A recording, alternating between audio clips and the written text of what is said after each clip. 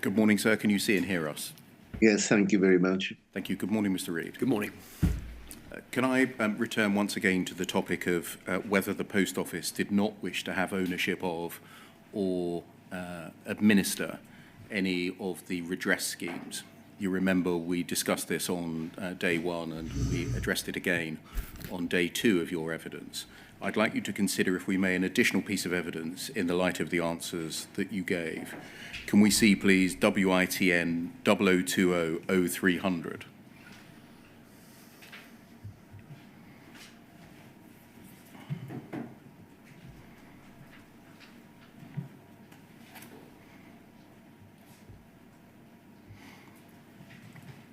You'll see that this is a witness statement of Thomas Cooper, who you'll know.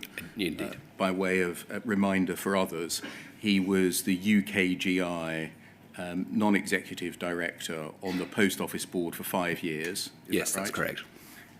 Between March 2018 until May 2023, when he was replaced by Lorna Grattan. That's correct.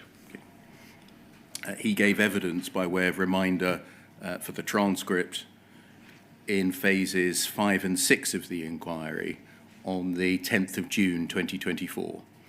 Yes, that's correct. And this is a subsequent witness statement of his addressing some phase 7 issues. Can we look, please, at page 11?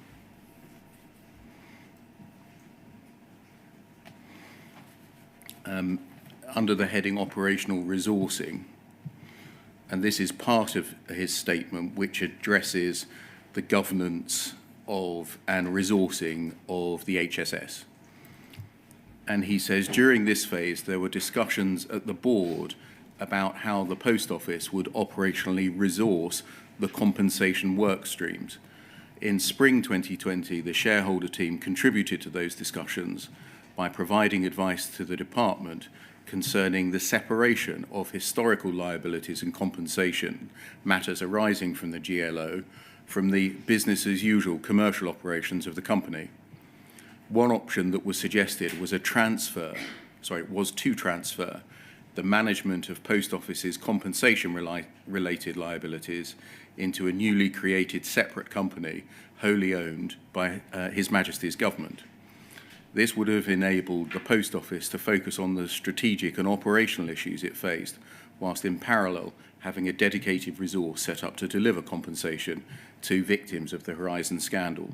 The alternative to this proposal was the establishment of a unit within the Post Office to handle all compensation-related matters. Paragraph 30. UKGI's advice was discussed with Post Office and His Majesty's Treasury, as well as the department. Herbert Smith Freehills assisted the Post Office in preparing its own paper on the topic, which was discussed at the board. The idea of separating the compensation work streams from Post Office received little or no support. The board determined that the Post Office would take responsibility for the compensation work streams itself, rather than pass it to His Majesty's government. It was decided that an internal unit would be set up within the Post Office, the Historical Matter Business Unit, now known as the Remediation Unit. That was set up in July 2020 and had a remit to deliver the legal and compensation work streams flowing from the GLO proceedings. And then just to complete this, having reflected on this decision and reviewed the advice that UKGI provided, as well as the board paper, one thing that's conspicuously missing from both documents is the claimant's perspective. Claimants were not approached to give their view at the time. In hindsight, the lack of trust that the claimants had in the Post Office should have been included as a factor in support of separation. We now know that trust remains a major issue for claimants, one example of which is the GLO claimant's refusal to have the GLO scheme administered by the Post Office.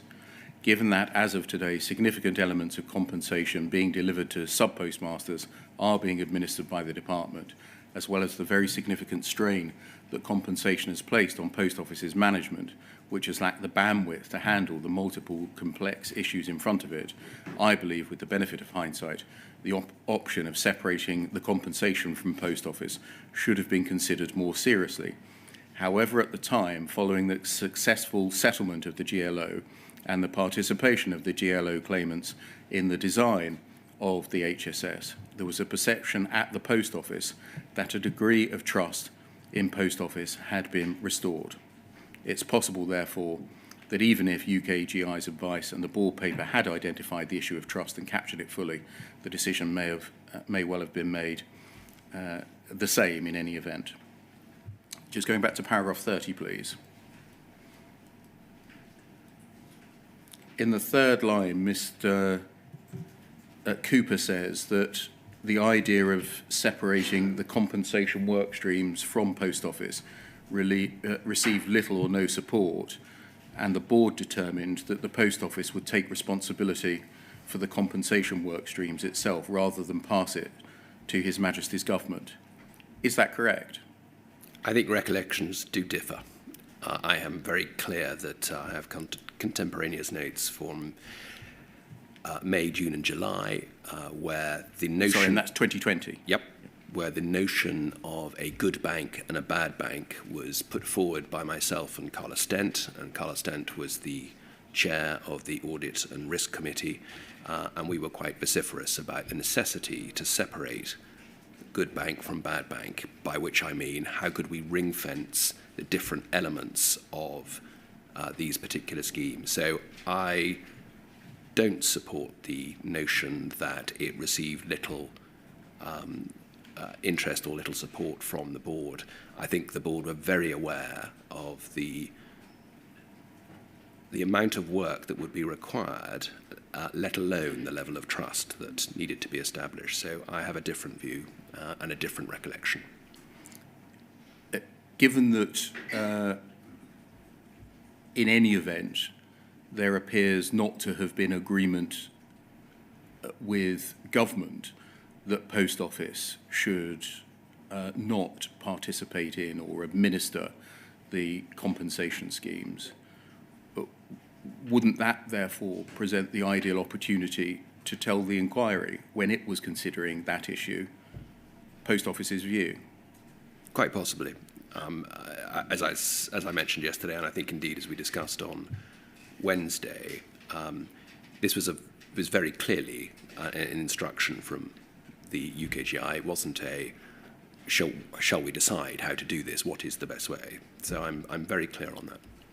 And when you say it was an instruction from UKGI, the instruction was to what effect? To the effect that we would manage the compensation schemes. So it's almost precisely the opposite of what Mr. Cooper says. Yes, as I say, I'm very clear that this was something that wasn't a choice for the board. The board didn't have a choice about whether or not it could administer compensation schemes. And again, given that that was, on your account, a significant difference with government, why wasn't that ventilated or submitted to Sir Wynne in any of the hearings that we had? It's a good question. I can't answer that.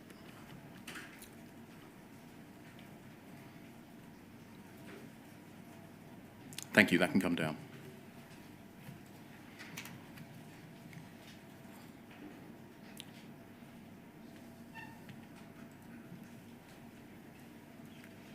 Can we just briefly address a couple of issues on Postmaster Neds? We've done this a couple of times already, a couple of points to clear up.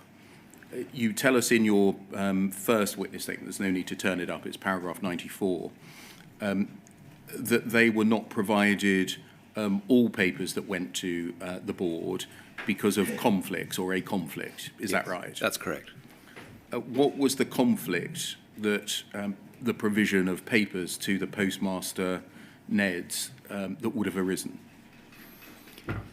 I think very specifically we were conscious that Postmaster Neds were first and foremost postmasters in their own right, and therefore by definition there were commercial sensitivities that may or may not have determined a particular course of action. We were making decisions with banks, with Royal Mail Group, with travel businesses, with our online business, and clearly postmasters would have been privy to particular information that might have a commercial sensitivity that may well have impacted decision-making that they could have been involved in, as in on their own accounts. And I think it wouldn't be unreasonable to expect, given the duality of their role as both a postmaster and an entrepreneur running their own business, as well as determining and deciding what the direction of travel for the post office is, that they would be privy to certain information that might have put them in an advantageous place, or indeed in conflict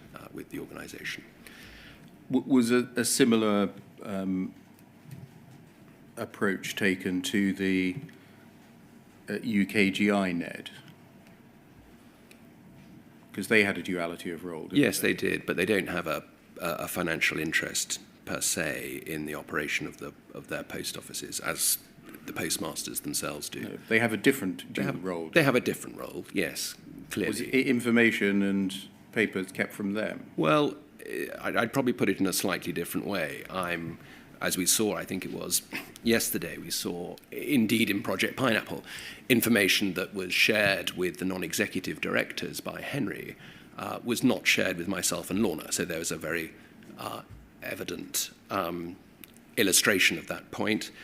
I, for instance, don't get the documents that go to Remco, because clearly there would be potentially a conflict for me in that documentation. So I don't think it's wholly unusual to identify conflicts where people may or may not have interests in the workings of the organisation. So I didn't see that as a particular issue.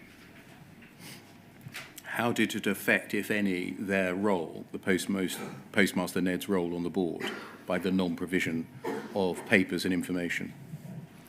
Difficult for me to answer that, in the sense that you would have to ask Elliott and Saf what they felt that they were being excluded from.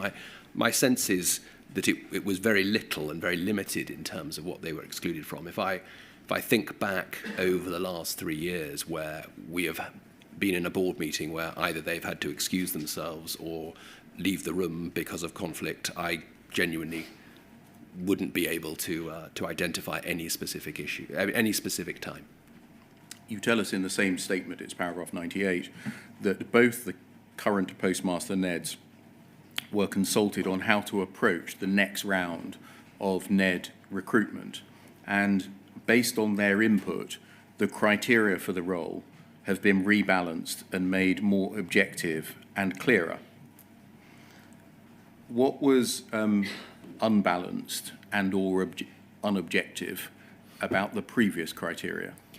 I think what we've learnt, sort of specifically in terms of the first term that the postmaster non-executive directors have done, is that there are ways to improve both the process of recruitment, both the expectations of the role, both the level of training and support that we can provide. So there were a range of different issues that we wanted to improve, and it was those that we discussed with Saf and with Elliott. How does the selection process work? What are the expectations of the role? So, for instance, we've talked quite extensively here about the commitment that the non-executive directors, the NEDs, have made. So I don't think it was anything particularly specific. It was about refining and getting their view on how the job and how the role could be done better, and I think that's what we've taken forward. Both of them, I'll give the cross-references, no need to display. Mr. Jacobs, WITN 111800100, paragraph 14, and Mr. Ismail, 111700100, paragraph 150, say in their written evidence, and they've repeated it in their oral evidence, that the amended criteria mean that they have not been shortlisted for reappointment when they applied to stand again. Is that right? The change in criteria meant that they were not shortlisted when they applied to stand again? I wasn't aware that it was a change in criteria that stopped them from being shortlisted.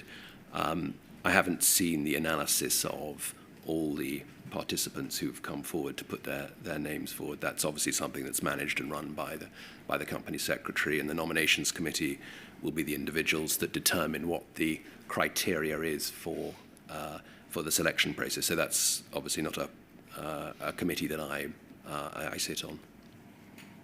Mr. Ismail says in his statement, same reference, paragraph 151, quote, "I believe the timing and criteria were engineered to exclude me and Mr. Jacobs because we are too challenging, too inquisitive, and ask too many awkward questions." Is that right? I don't believe that's right. They gave interviews to the press, that's right, isn't it? And I think you refer to one of the articles based on what they had said in your witness statement, a Times article in February 2024. I think that was an article that you presented to me as opposed to my presenting to you. Yes. You see what I mean? Yes. You mentioned it. I responded to it. Yes. Yes. And so, what would you say to the suggestion that they were too challenging, too inquisitive, and asked too many awkward questions? I'd say that was their job. I made it very clear yesterday that I championed postmaster non-executives to be on the board for exactly that reason. I knew that they would bring a tactical focus and an operational focus and an understanding of what was going on in the business at the time. It would be uncomfortable at times, and I was very aware that that would be the case. I had experienced it at NISA. I knew what I was letting myself in for, and I think certainly my own expectation was that it would bring the board closer to postmaster issues, and it would bring the board closer to what is going on from a trading perspective as well as from a cultural perspective in the organisation. And that was an important way of trying to rebuild trust. That was the ultimate aim of the objective, as well as getting their unique experiences of being a postmaster in the organisation around the boardroom table. What would you say to the suggestion that Post Office did not listen to the postmaster non-executive directors, marginalised them after it had appointed them? They got frustrated and went to the press, and Post Office therefore made it difficult for them to effectively stand for re-election by amending the criteria. I disagree with that. I absolutely refute that allegation. I think it's right that exit interviews were conducted with non-executive directors. Is that right? That's correct. Can we look, please, at poll 00448681?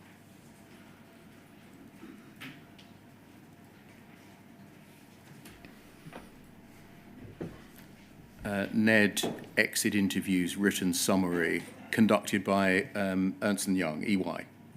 Yes, that's correct. And if we go, please, to page 5, please.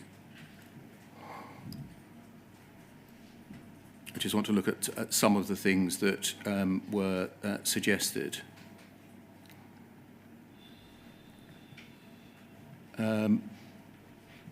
Top line, I found it a challenge being on the Post Office board.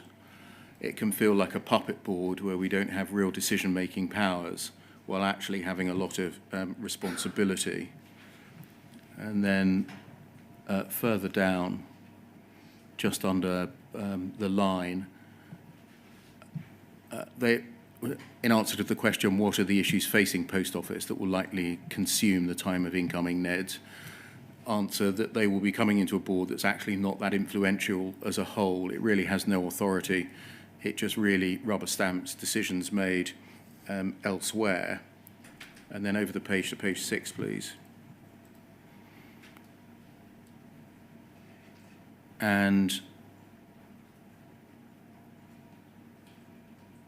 just at the bottom on the page that's being displayed at the moment, 2 paragraphs up, the GE use the board to rubber stamp things but don't involve the board as they might. I'm not sure we're respected or valued. We're all vested.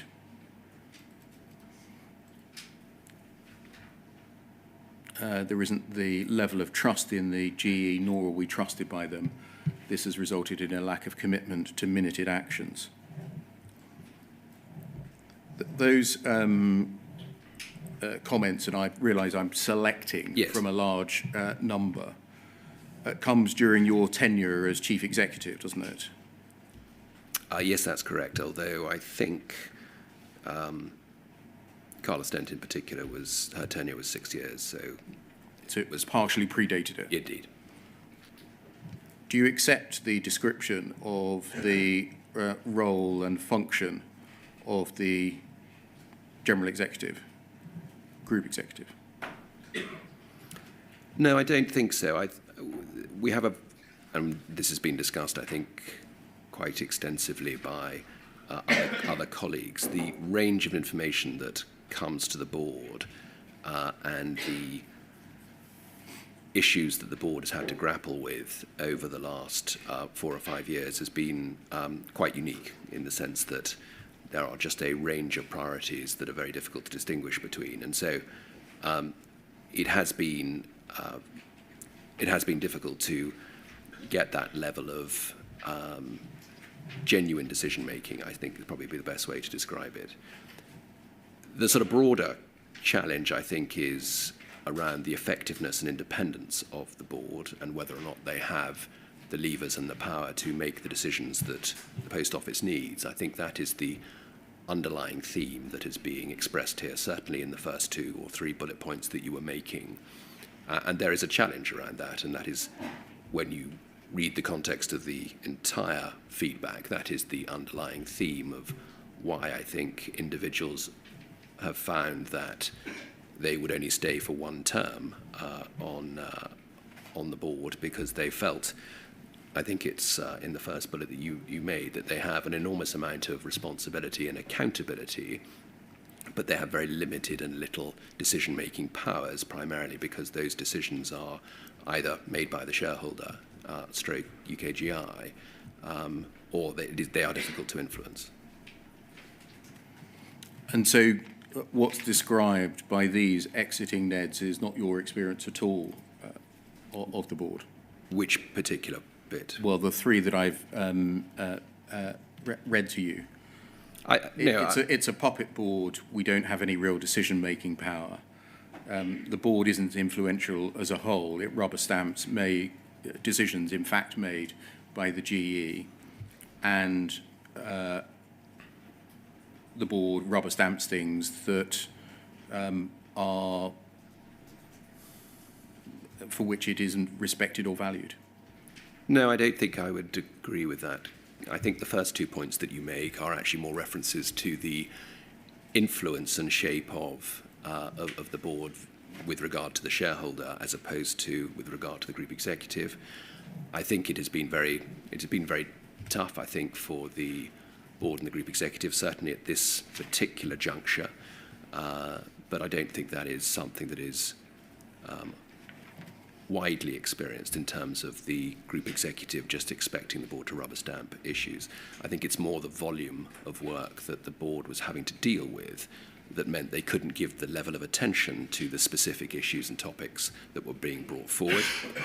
And secondly, I think the nature of the business, and I say this in my original witness statement, or my first witness statement, is that for the 5 years, certainly that I have been in the business, it has been in crisis. And so many of the decisions that have come to the board have been tactical, short-term and reactive, as opposed to long-term strategic, which you would expect from a business that was perhaps under the less under the strain that the organisation has been for the last 5 years. I think you've had your attention drawn, that can come down, thank you, drawn to an email exchange between Lorna Grattan and Rachel Scaraballotti in October 2023. I'm not going to display it unless it's necessary in the interest of time, about the SID appointment, the SID appointment, where Lorna Grattan, expressed the view that it would be beneficial to appoint a woman to give balance to the Post Office board. Do you recall? Yes, I do recall that. I think this is the exchange where Lorna wanted, and I shared this view, that we have an external SID appointed to the board. Did you agree that the board lacked balance and therefore needed balance brought to it by the appointment of a woman SID, a female SID? Yes, I think so. So Lisa and Carla and Zarin all left within the space of 4 months, and I think the board would have benefited from an additional female, perhaps a SID as well. Other people have raised concerns about your treatment of women, and I must give you the opportunity to respond to the suggestions that have been made. I'm not going to display them in the interest of time and instead summarise them for you, Mr. Reid. Firstly, Mr. Staunton claiming in March 2024 that you had overseen a culture of misogyny. Mr. Staunton saying that he was aware during his time at the Post Office of a high level of unhappiness amongst a number of the company's senior women. A pattern developing where senior women were not supported in challenging roles. Miss Davis telling him that she had raised the issue of the psychological safety of women in the organisation directly with you, but you were not prepared to take any action. Mr. Staunton noting that Miss Davis was the 5th Chief People Officer during your tenure, which gave him concern about your ability to retain female talent, she having expressed concerns over a job for the boys mentality within your team. And Miss Davis's Speak Up report of September 2023, which included allegations against you, which was subsequently independently investigated by Marianne Tootin of Devereux Chambers. Firstly, did you become aware of concerns regarding your views and approach to women in senior roles in Post Office? Did I become aware? Yes.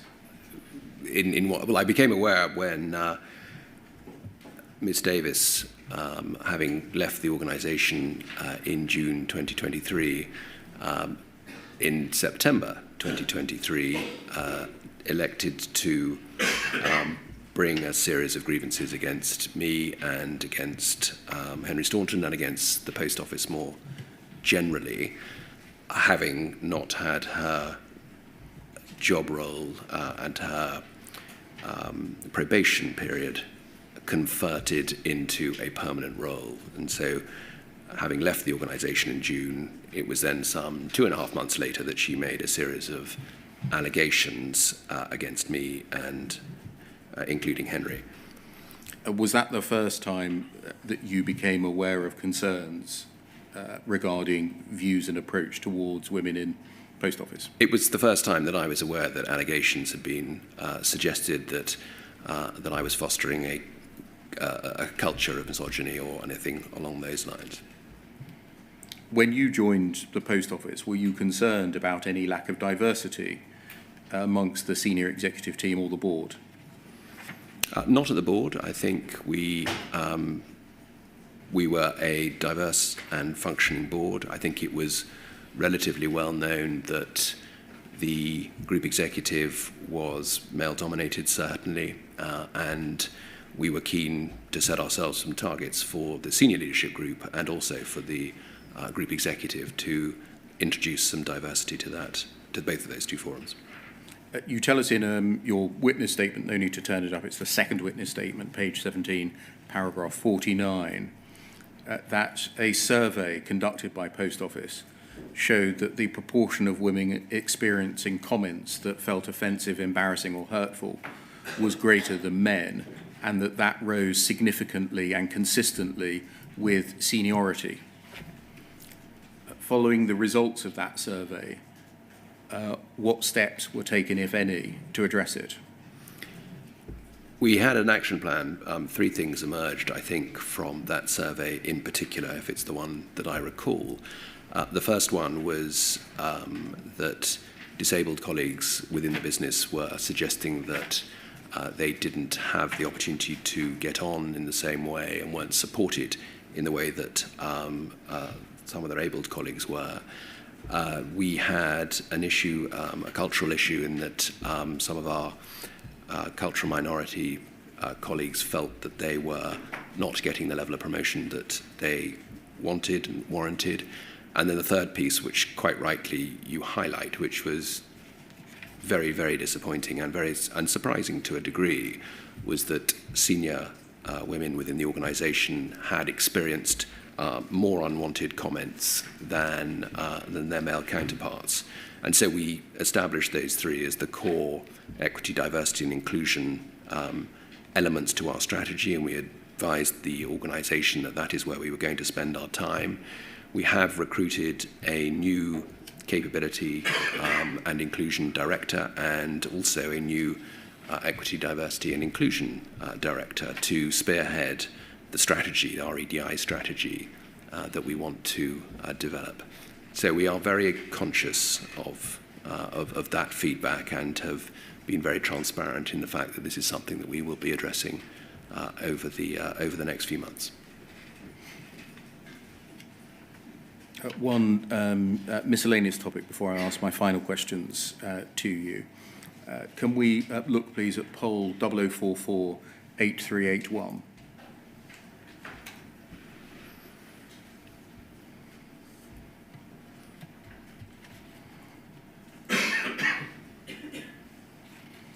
This is a letter you'll be familiar with. It's your letter to the Lord Chancellor. 9th of January 2024.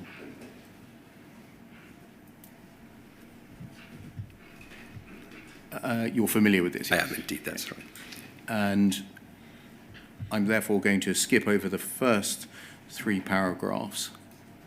If we scroll down, please. That refers to some work that's been done by external legal advisors, which had identified 30 potential appellants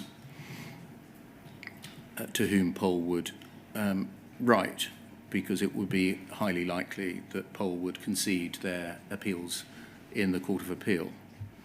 The letter continues, a natural corollary of that exercise has been to identify those cases in which, on the information available to us and following the judgment in Hamilton, we would be bound to oppose an appeal. Typically, these cases involve convictions obtained by reliance on evidence unrelated to the Horizon computer system. The number of such cases is very much more significant, 369 with 11 under review, another 132 in which we cannot determine the sufficiency of evidence without more information. This clearly raises acute political, judicial and communications challenges against a very significant public and parliamentary pressure for some form of acceleration or bypassing of the normal appeals process. Was this essentially you on behalf of the Post Office saying to the government that it should not legislate in an exoneration bill or similar because of an assessment that by Post Office that the vast majority of convicted sub-postmasters were, on its assessment, unlikely to have their convictions quashed in a court? No, I was making no valid judgment, as I said in the fifth paragraph, about what this meant or what you could interpret it from it. I was extremely conscious that we discussed with the advisory board through the previous autumn, actually in the summer, the real challenge that we had in light of Hamilton of encouraging postmaster victims to come forward. We discussed a range of different ways to try and achieve this, and it was really to highlight that we felt we had an obligation. I was advised that we had an obligation to let the Lord Chancellor become aware of the fact that we'd done this work, that we had shared it with the advisory board, that we recognised there were challenges, and clearly it was important that we made ourselves, Peters and Peters, Simon Baker, Jacqueline Carey, the cases that had conducted the work on our behalf, made them aware of what we had done and the challenges that we'd experienced. You tell us that the board held over 60 meetings regarding the Post Office's responses to the CCRC and criminal appeals just in the period 2021 and 2022. Has the Post Office similarly engaged with or held meetings in respect of its response to the Scottish Criminal Cases Review Commission and the Procurator Fiscal Service in Scotland? No, we haven't. And why is that? I think when we first met in 2021 and went through a series of board meetings to look at individual cases, we hadn't established our remediation committee, which is the subcommittee of the board that now oversees remediation matters. And my understanding is that the remediation committee are overseeing those matters as opposed to the full board.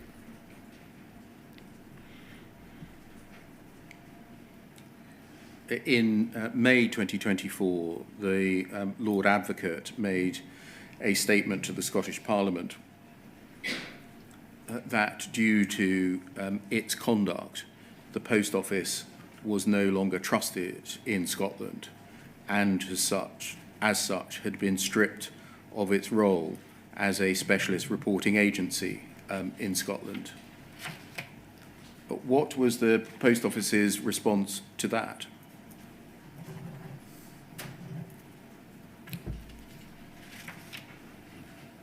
I'm not sure we had a formal response per se at the board, and I don't recall that happening.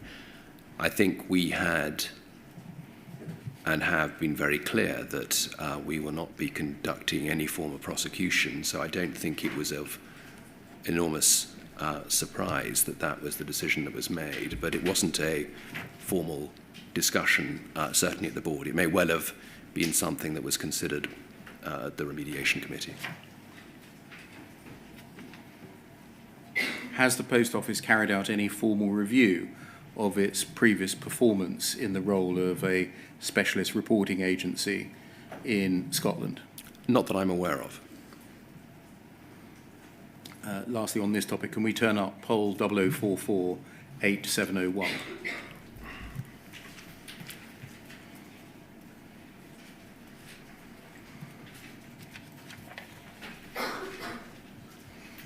And if we just look at the last page, please.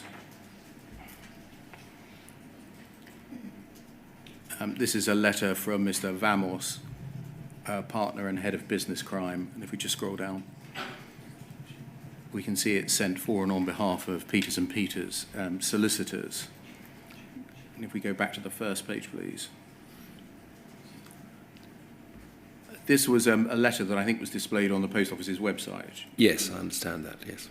Do you know how that came about? How it was put on the website? No, I don't, but I've learnt during the course of this inquiry that was the case. And then it was taken down? Quite possibly, yes. Yes. Do you know I don't know anything about why it was put on the Post Office's website and then it was taken down? I don't. No, I can't give you that. Do you know who instructed Mr. Vamos, if anyone, to write this? No, I understand it was unsolicited, as in it came to us unsolicited. So it's a Post Office criminal lawyer, yes, somebody instructed, yes, expert in the criminal law, writing to their client uninvited, yes, or unsolicited or, yes, uninstructed, yes, to do that, is your understanding? That's my understanding. But then it's put on the Post Office's website? So I've now subsequently discovered, yes. In the second paragraph, sorry, it's the third paragraph, the third on the page here, the second substantive paragraph. Mr. Vamos says, in reality, it's highly likely that the vast majority of people who have not yet appealed were in fact guilty as charged and were safely convicted. By posting this on the Post Office website, did the Post Office ally itself to that view? I don't know the detail of how and why it was posted to the website. I think there is a question that we've got to ask ourselves as to the governance of what it is we put on our website and how material goes onto the website. I think that's something that we've got to review. Was that the view within the General Executive? No, I don't believe that is the case. So looking at the matter generally and standing back, do you know how it is that Post Office's principal criminal lawyer wrote an unsolicited opinion for the Post Office which said that the vast majority of people who haven't appealed were as guilty as charged and safely convicted, and the Post Office publishes that? It looks pretty appalling. And I'm just asking, do you know how it happened? No, I don't. I don't know the genesis, as you say, of the letter itself, or indeed how it then and who determined that it would be put onto the website. It's addressed to dear all. Who are the all, Mr. Reid? I don't know. So I don't know who all is. I'm not clear if this was communication that went more broadly to other people. I'm not certain. I mean, normally, if it's sent by electronically, we get a kind of list of recipients on email, don't we? Unless I'm wrong, I don't think the inquiry knows to whom it was actually sent. We can obviously find out who that is and obviously help the inquiry if that would make sense. Thank you. Lastly, you have heard, I think, a series of witnesses in the inquiry within this phase suggest that your personal grievances about your own remuneration became too significant a feature in your tenure and interfered with your ability to carry out your role. Yes, I've heard that. Are they right? No, I don't believe that to be the case. However, I'm very aware that the furore around my pay and remuneration, and I'm not in any way deaf to that, looks very poor in light of many of the victims who are still waiting for their compensation. And I very much regret that the furore that has exploded as a consequence of that has been a distraction for everybody. To be clear, I'm not asking you questions about whether you thought you were underpaid or not, and nor am I asking you questions about your reflections on how it looks that you were complaining repeatedly about your pay, your salary, and your remuneration package as a whole. I'm asking you, did your repeated grievances and complaints about remuneration become too significant a feature of your tenure and interfere with your ability to carry out your role? No, I don't believe that to be the case. And why? I was frustrated at times, but I don't believe that it was a distraction. I'm sure if you discuss with other colleagues, they would certainly corroborate the fact that it's not something that I was perpetually discussing. There's no question that two of the individuals who have made these allegations have left the organisation under somewhat of a cloud, and so I can understand that that may well be the driver behind why they have made these comments. I mean, to be clear, it's not simply Miss Davis or Mr. Staunton, I think the two people you're referring to, Yes. Saying this. There are contemporaneous materials with you making complaints, saying, for example, am I prepared to make a drama out of this? Yes, I am. I'm prepared to submit a formal grievance. I'm prepared to make a claim for destructive dismissal. My patience has expired. I was frustrated. And the like. I was frustrated, Mr. Bear. Yes, I can confirm that that's the case. But I think many CEOs and many individuals operating in potentially in a role that, as I described on Wednesday, bears no relation to the one that I was recruited to do, and the complexity and the leadership challenges associated with that role 3 years in clearly was something that was frustrating me, and I vented that frustration. You sought legal advice on your position. Support, well, no, it wasn't specifically legal advice. I did obviously discuss it with other colleagues and friends, not colleagues within the business, but other colleagues.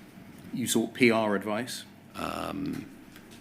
As I say, with other colleagues and friends. So, I'm thinking of I'm not going to go to the text messages that you exchanged with Ms Davis, but in one of them you said, I've gained advice on my legal position and PR advice on how I intend to handle this. Did you threaten to resign as CEO unless you were given higher remuneration? No, as I say, I was very frustrated at that particular time, but I'm still very much in role now, so I didn't offer my resignation or tender my resignation or anything of that nature. Mr. Reid, those are my questions. Thank you very much for answering them. So we've now got questions from four call participants, starting with Mr. Steen for about an hour, then Mr. Maloney for about 45 minutes, then questions by Ms. Allen for about 10 minutes, and then questions on behalf of the NFSP for about 15 minutes. So over to Mr. Steen for about an hour. And when you say for about an hour, we've been going about 3/4 of an hour. So that would be a fairly long session. Can we just confirm that the shorthand, the transcriber is happy with that, or will Mr. Steen need to take a break at some point? I've already spoken to Mr. Steen about it and said that he should take a break at 11:30, or about 11:30 when a convenient moment arrives, so that the shorthand writer gets her usual break. Thank you. And sir, I can confirm I've spoken to Mr. Jacobs, who will remind me to take that break at around that time in about 25 minutes. Thank you. Mr. Reid, I think you're aware that I represent a large group of sub-postmasters. I just want to break that down so that you've got an understanding of who it is that's within that group. The large group that I represent includes people from the GLOW claimants at the High Court. It includes people that have been convicted of offences by the Post Office or thereafter, once the Post Office stopped prosecuting people itself. It includes people that were branch managers, such as Peter Holmes, deceased, represented by Marion Holmes, who appears in this inquiry and sits behind me today. It includes people that were working in branches, Miss Falcon, who was one of the last people convicted using Horizon data, who was an employed person working within a branch. It includes people like Dr. Linnell, a forensic accountant, who in fact was not a sub-postmaster working in a branch, but has devoted a considerable amount of her time and her partner's time in supporting postmasters. And it includes, importantly, the families of those people, although we don't in a legal sense represent. We support and we try and we speak to whenever we can. This is a large group of people, a broad church of people. You understand that? I understand. And the final small group of people we represent are current postmasters. So that is the direction of travel that we take in relation to the questions I'm asking you today, Mr. Reid. Mr. Reid, shortfall money. Where has the money gone, Mr. Reid? As you've heard in this inquiry on a number of occasions, there have been external forensic accountants looking at this particular problem, trying to assess what it is that has gone and where it has gone to. The current piece of work on this topic has identified a figure somewhere in the region of £36 million between 1999 and 2015. The work itself was conducted mainly on an assessment of the HSS and the OC schemes in terms of who has projected what by way of losses. The challenge, of course, is that monies that have been repaid into or through suspense accounts and the like could easily have been customer money, client money, as opposed to necessarily specifically post office money. And so the proportion that goes straight to the bottom line, for want of a better word, within the post office can be quite obscured. I guess what I'm trying to say is we think we have got a figure of somewhere in the region of 36 million spread across those years. I don't think it is as definitive as we would like it to be. I think the fact that, and it is known as Project Boland within the Post Office, I think KPMG were the last forensic accountants to look at this problem. You'll be fully aware that data going back a number of years is extremely difficult in the Post Office to identify very often. And that is our best endeavour in terms of where we've got to. As I understand it, is going to be reviewed again, but it is a frustration, and I appreciate it's a frustration. We've talked about this topic at the inquiry on a number of occasions. You're right, Mr. Reid. I've raised this time and time again, Indeed. Witness after witness. I asked Mr. Cameron on the 17th of May 2024 the very question I asked you, where's the money gone? Yes. I got told by Mr. Cameron after a number of other questions. Well, I think, you know, ask Nick Reid. He's the CEO. He said, I mean, I'm not saying that he's the one who's going to do the work, but he's the one that can marshal the resources and make it a priority and ascertain if it is possible at this time of day, he said, to go back as far to 2005 or indeed before. So these efforts to track down this money that Sir Anthony Hooper, Sir Alan Bates, Kay Linnell, Dr. Linnell, Second Sight have been going on about for so many years, over the decades. When did they first achieve a priority within the Post Office? Trying to identify where the funds were. This project has been running for some time, and Mr. Cameron is very aware of it as well. Under his tenure as the CFO, clearly it fell within his remit. We reignited those in light of the conversation that you had with Alistair in May, and that's why the Project Boland has been reignited. We've been immensely frustrated. We've all been frustrated that there isn't a simple answer to this question. It's an extremely complex issue because clearly, by definition, people are paid in losses themselves and have not alerted the Post Office. We don't have the level of data that goes back or the accuracy of the data that goes back, and as everybody is fully aware, that is a great frustration.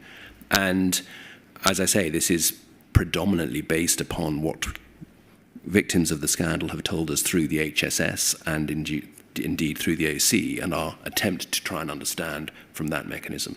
It isn't satisfactory. Mr. Reid, the shortfalls, the shortfalls and the paying off of shortfalls continues. You know that the YouGov report that was commissioned by the inquiry has received consultation responses demonstrating that people are still paying off shortfalls. Do you understand that? It's very frustrating that people Do you understand that, Mr. Reid? It's not about your frustration. Do you know that to yourself? I'm aware that people are paying for shortfalls. We've made it very clear that the review and dispute button and the branch support centre will help individuals to understand where discrepancies have occurred. And as I said yesterday on a number of occasions, we are not forcing individuals. There is a presumption of innocence, and it's really important that that message lands. We have struggled to engage more broadly and communicate more broadly with many postmasters, as we discussed yesterday going through the YouGov survey. But I'm very, very clear, and you can hear it from me in this forum, that we are not enforcing people to make good losses. We are suggesting that where there is an issue that they do not understand, we help them to try and understand, and if we can't understand, then we move on. Currently, when a sub-postmaster pays off a shortfall, is it investigated? Now, be careful about the answer to this. There's the dispute button, yes? There is a review and dispute button. If someone presses the dispute button, review and dispute button, then it seems that the current policies mean that there's an investigation. Do you agree? When you press the review and dispute button, it goes through to the branch support centre, and we try and work out with the postmaster what is the issue. Right, so the answer is actually yes. You could have done that with a yes. Okay, next one. When a sub-postmaster calls the helpline and says, look, I'm having a problem, with the account and trying to balance, and there seems to be a discrepancy. Is that investigated? Yes or no, if you can, please, Mr. Reid? Yes, it is. Right. Let's look at the other type of shortfall then.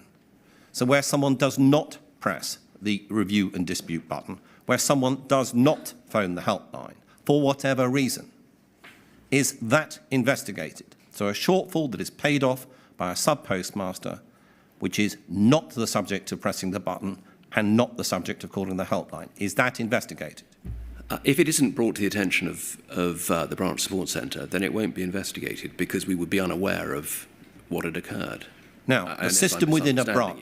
Forgive me, Mr. Reid, you finish. Unless I'm misunderstanding you, we would have to have the discrepancy or the loss brought to our attention for us to be able to investigate it. If people are still paying in because they have done a branch, they've done an end of day, an end of week, or a trading period reconciliation and found that they've got cash in stock that doesn't match what's on the horizon, and they're determined that they want to pay that money in, then it's very difficult, I think, as my understanding goes, for the Post Office to be aware of that particular situation. When individuals within a branch account find that they have a shortfall, they're doing so based upon the data that they have, which is also on the Horizon system. Do you agree? Yes, that's correct. Right. So is it possible for the Post Office to start looking at shortfalls that occur within branches that are then paid off? So what I mean is this. Individuals who are currently paying off discrepancies that they find, that you know about through the YouGov report at least, that is still happening.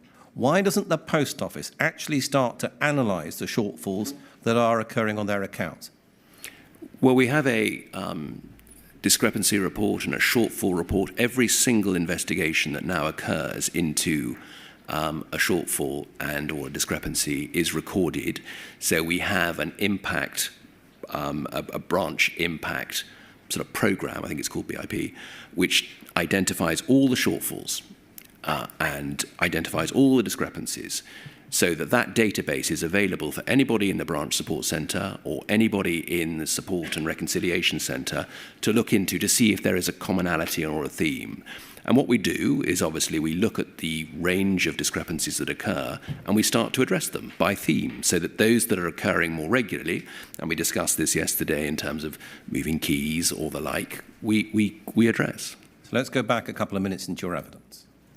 You agree that if the situation is that someone within a branch pays off a shortfall that they don't bring to the attention of the wider Post Office, maybe because they're afraid to do so, maybe it's because the history of this very scandal has affected them so that they don't feel that they can, or maybe it's because it's a smallish amount of money and they just want to keep trading without interruption. Maybe for any one of those reasons that they don't bring it that way to the attention of the Post Office could be monitoring this, but isn't. Do you agree? No, I don't. I don't really understand your point, because we're very clear that if you have a discrepancy and you don't understand the genesis of that discrepancy, then you must ring the branch support centre, you must press the review and dispute button, and we will help to understand why that is the case. I'm very clear that it's a presumption of innocence here, and we will get on and support people, and we are doing considerably different work to understand the root cause of the issues and make sure we fix them. So Mr. Reid, that's the corporate... Maybe we're at different across purposes here. But no, I don't think we are, Mr. Reid. That's the corporate message that you're spouting. The corporate message is we're trying to change. We're trying to be different from what we used to be. We're trying not to browbeat the sub-postmasters. We're hoping that we're not prosecuting anybody. Those are the messages that you're essentially trying to get out, okay? But it is clear from the YouGov report that particularly long-term sub-postmasters are still paying off shortfalls. You know that, don't you, Mr. Reid? I would be very concerned if people were paying off shortfalls that they felt were not as a consequence of an action that may have taken. What do you mean concerned, Mr. Reid? That is essentially what the YouGov report has identified, that people are still paying off shortfalls themselves. It's not just a concern, this is happening. Do you dispute that, Mr. Reid? No, I don't dispute right. it. They need to, as I've mentioned before, get in touch with the branch support centre if they believe that the discrepancies that have been generated in branch bear no relation to activity that they have been deployed in. Look at it from the sub-postmaster point of view. Yes. I'll turn at the end of my questions to what's happened through your visits as part of reparations, as part of meeting people that have been affected by the scandal. You, I know, have gone on those visits, and you have done that, and you have shown empathy, yes? Yes. And they've affected you. We can Very see much that. so. Yes. And you know that the long history of this scandal has Yes. affected people working in branches currently, yes? I agree. And you're essentially saying we're trying to change and we're trying to get that information across. Yes. And you understand that the YouGov report is highlighting the fact that people are still paying off using their own money. I do. And it's perhaps there's a trend towards it being the longer-term sub-postmasters. I think that's fair. And so you understand that the message that you've been trying to get across, perhaps it's not being received, perhaps it's not even welcome, that the message is a difficult one to get across. Yes, and that was very much what I said yesterday, was that we are struggling to engage with the longer-term postmasters for the reasons that I think you have articulated very clearly. And Mr. Reid, how much longer have you got at the Post Office? To the end of March. End of March. It's clear, I think you'll agree, that there's work to be done in this area of shortfalls. I would agree with that. Will you rededicate your remaining period of time, not exclusively, but at least a part of it, to working on the shortfalls, to making sure that people know and understand that they don't have to pay it off, that there is a way of sorting it out without having to use their own money? Will you do that? I will certainly do that. More importantly, and I think what even more importantly is we're just not reaching some of the postmasters who have had long service within the Post Office for perhaps some of the reasons you've described, which is the level of trauma and the level of mistrust. That is of great concern to me, and that is something that we need to address. I'm going to turn to a document that is called one of the Postmaster Support Policies, of which there are many, and it's the Postmaster Account Support Document, POL 00448 3 zeros. I'll repeat that. POL 00448 3 zeros.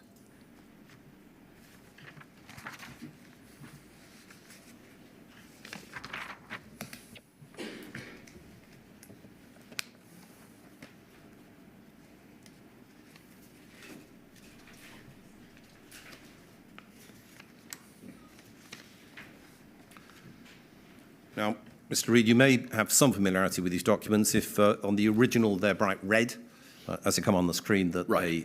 they appear to be rather dark. And we can see that this one is version 4.0. In fact, there's a slightly later version, but they don't appear to differ. This one is Postmaster Support Policy, Postmaster Account Support. And can we go, please, to page 8 of this document? And so, for your assistance, these are documents from this year, 2024. Yeah.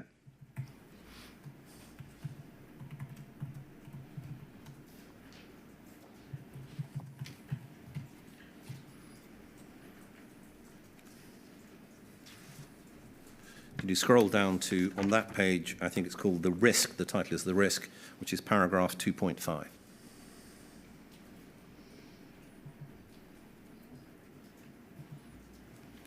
If we read through that,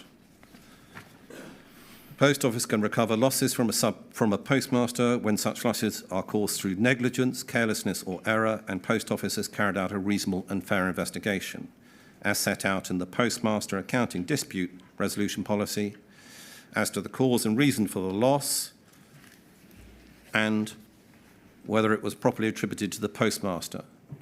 Postmasters are also responsible for losses caused by their assistants. Now let's start with the last sentence. That seems to be an echo of the past, with postmasters being asked to account for the losses caused by their assistants.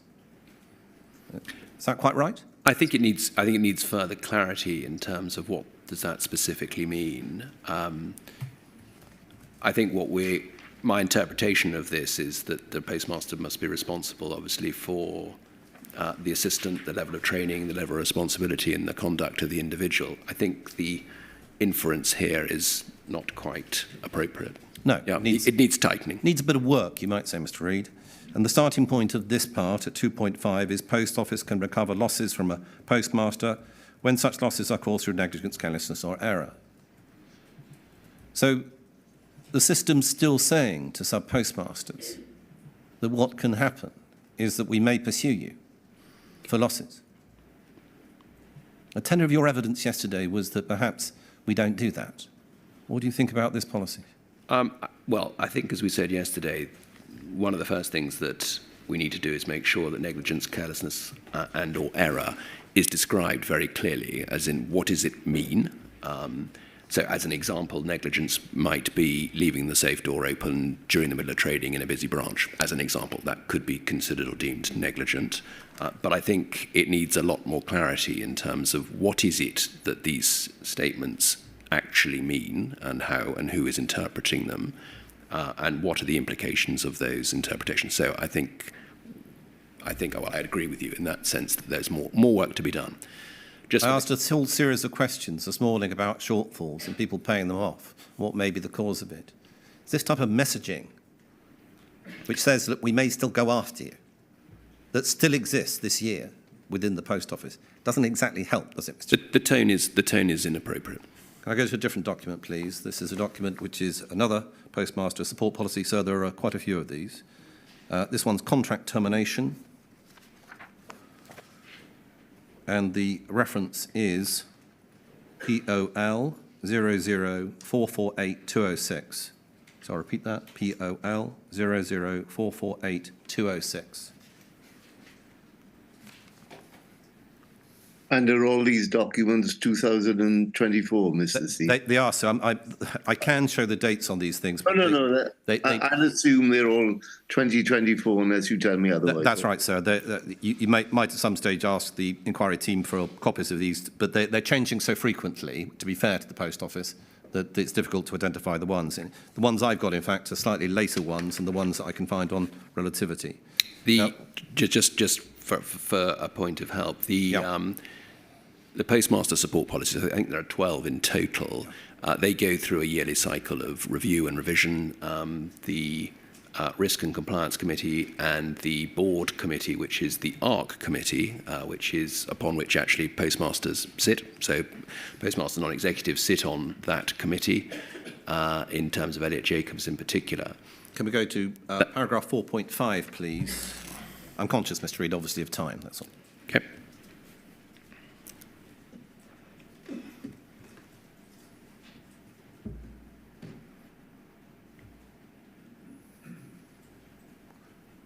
So it should come up as repudiatory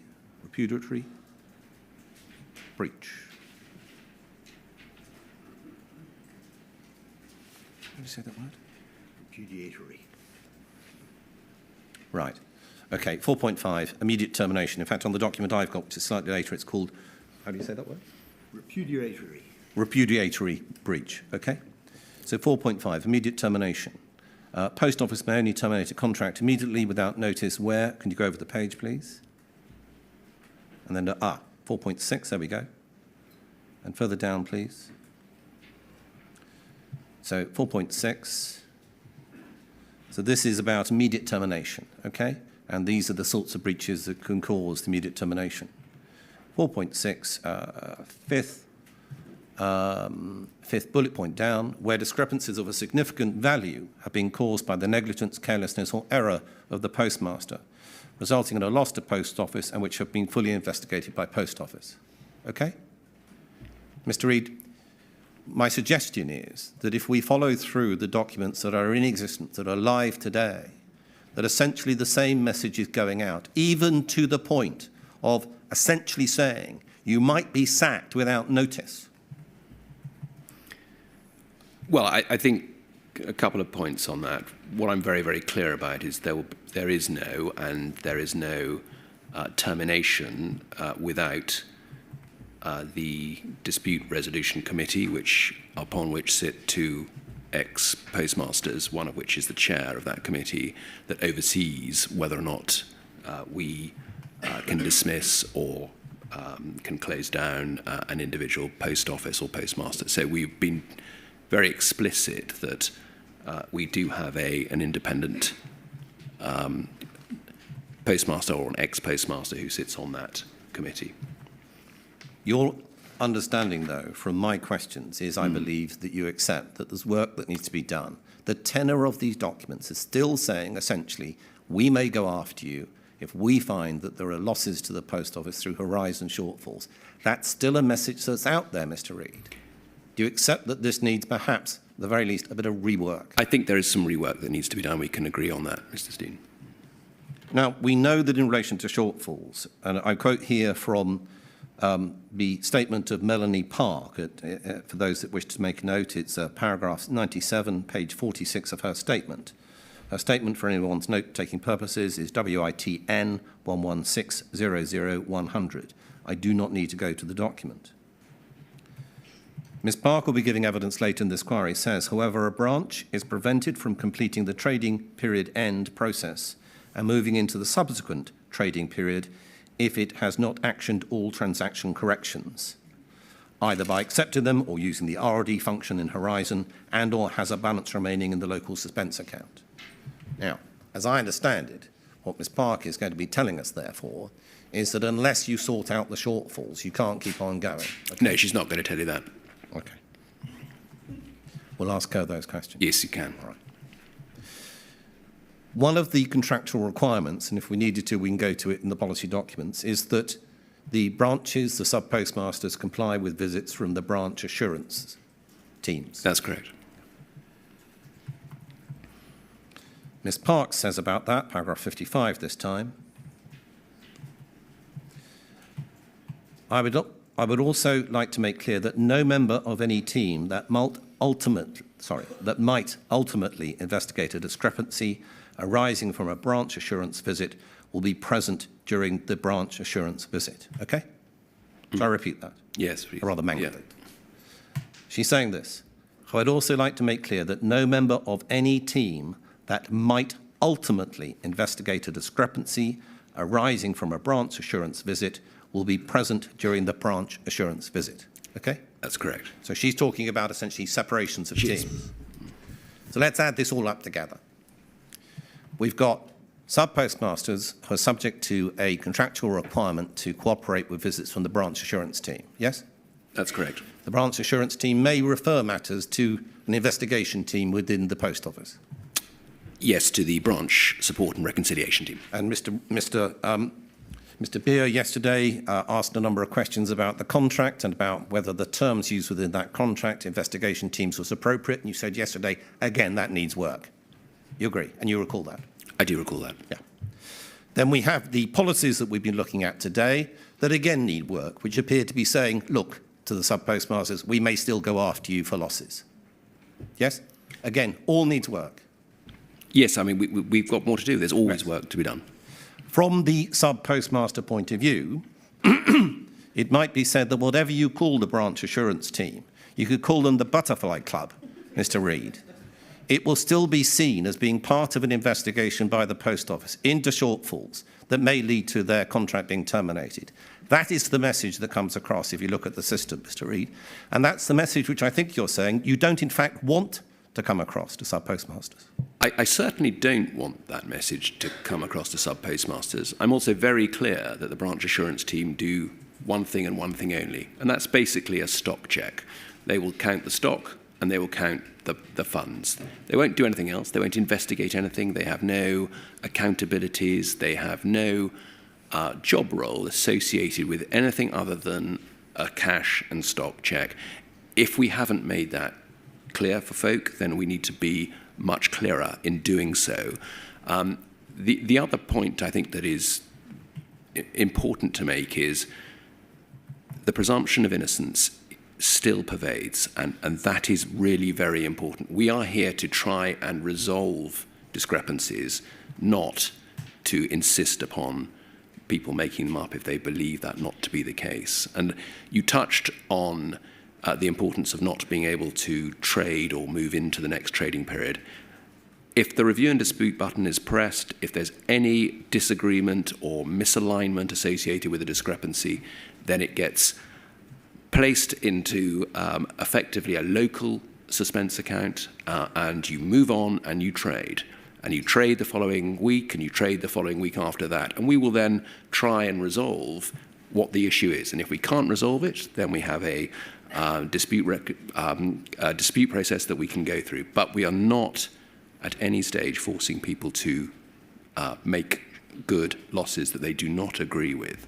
Now, we may well have more to do in terms of our engagement and communication. We've talked about that, and I would agree that we still have pockets of postmasters who are deeply, deeply troubled by what has occurred historically, and we need to address that.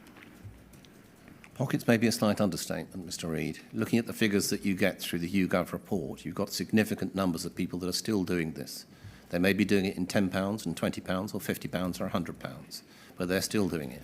And those £10, £20, £50 adds up to millions as you accept over Absolutely the years. it does. Your figure of 36 million is growing, Mr. Reid. Now, my time has been set. I've asked Mr. Jacobs to give me a note to say that it's break time, and it is now is break time. Okay. 15 minutes, please, sir. All right, certainly. So we resume at 11:30, yeah? Thank you, sir. Fine.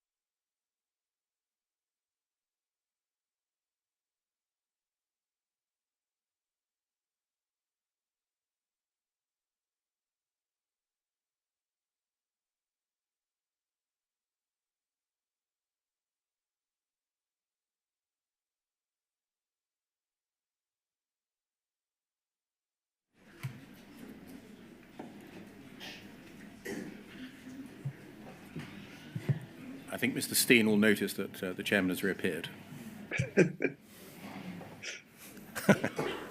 I'd like to thank Mr. Beer for pointing that out.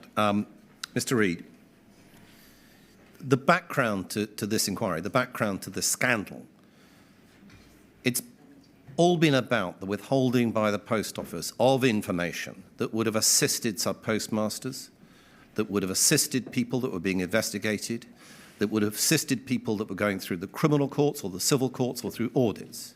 That's the background. Do you understand that from the horizon? Yes, of course. If I call them the Fraser judgments. Yes, of course. I hope Lord Justice Fraser will forgive me. Yes. Have you ever kept back information that would assist in the investigation of matters either through criminal courts or through audits? No. No? Because you no doubt understand the ramifications of doing such. That's correct. Yet we know that Mr. Patterson wrote a letter. Mr. Patterson, I think, who's the European director of Fujitsu, worldwide company, wrote a letter on the 17th of May of this year saying that Fujitsu will not support or any pursuit of any enforcement action, civil or criminal, against sub-postmasters. And it was a pretty clear letter, finishing with the line, it should not be relying on Horizon data as a basis for such shortfall enforcement. Okay? Now, you went through this correspondence with Mr. Beer, and I won't redo that. So we know that there was further communication between yourself and Mr. Patterson. All right.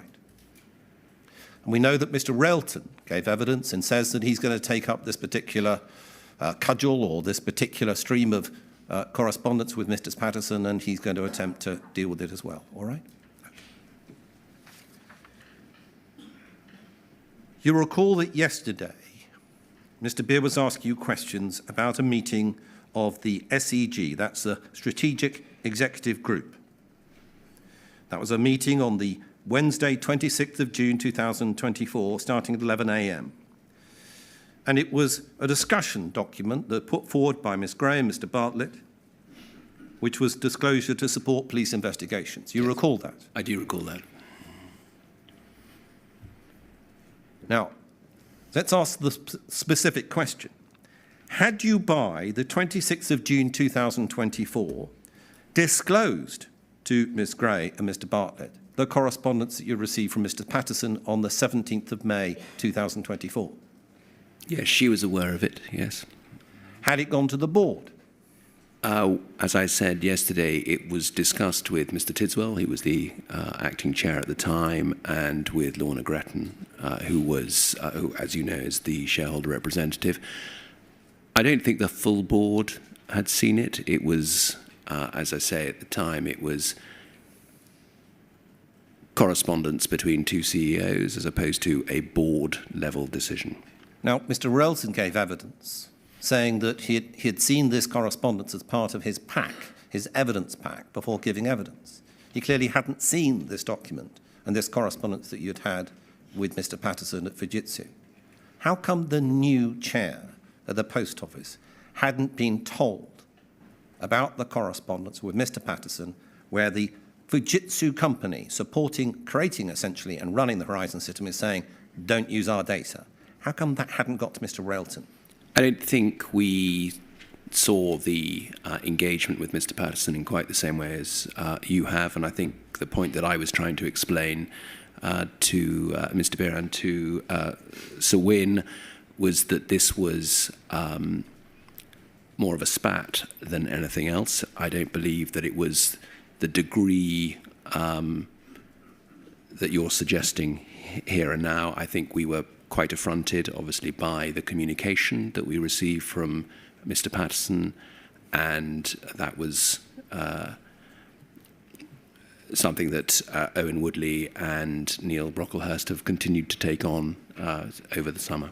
That's not actually the answer to my question. How come Mr. Railton hadn't seen the document until he had it from the inquiry in his evidence pack before he gave evidence? I don't know.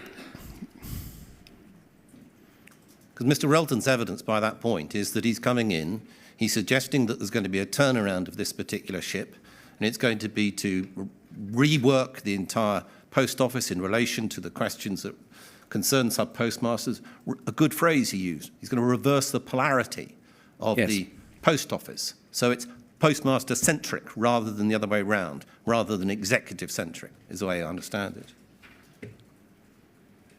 He's also looking into the question of the Horizon system and whether NBIT should go ahead, whether it should be replaced.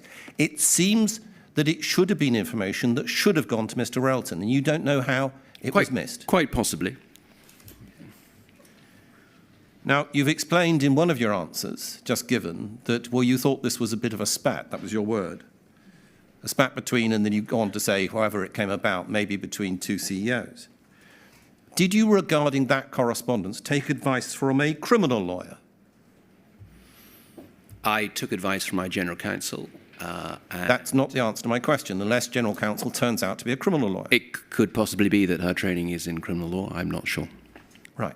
Did you purposefully decide, well, this is something that has a relevance to investigations. This is something that may be important to what's going on with the police, which you're learning about through the SEG meeting on the 26th of June. Did you decide, I better run this by a criminal lawyer?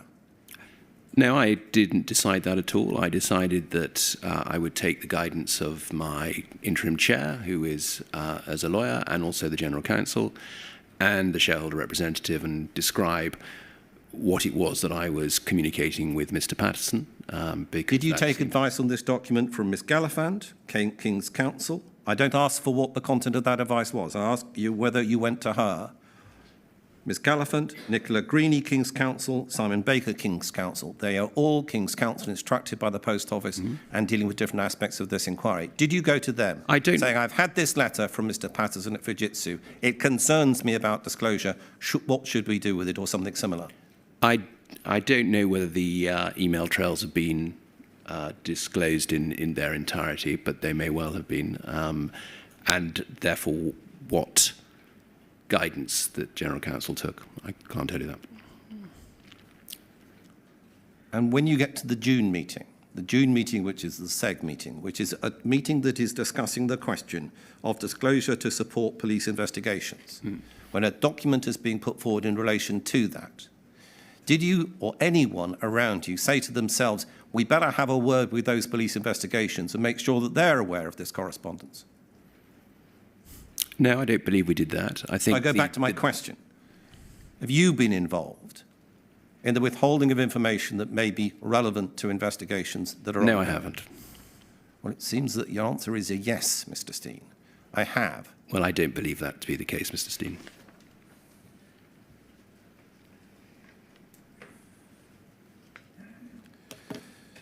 Now, there are things called entrustment requirements that are set by government in relation to the operation of the Post Office. You agree? Services of general economic interest. Yeah.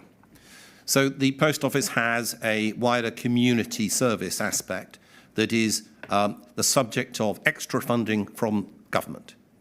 Very much so. And just describing one of those by way of example. Nationally, 99% of the UK population to be within 3 miles and 90% of the population to be within 1 mile of their nearest post office outlet. Yes? That sounds correct.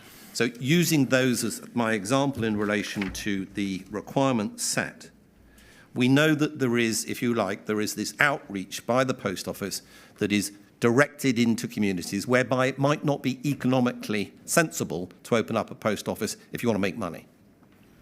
That's correct.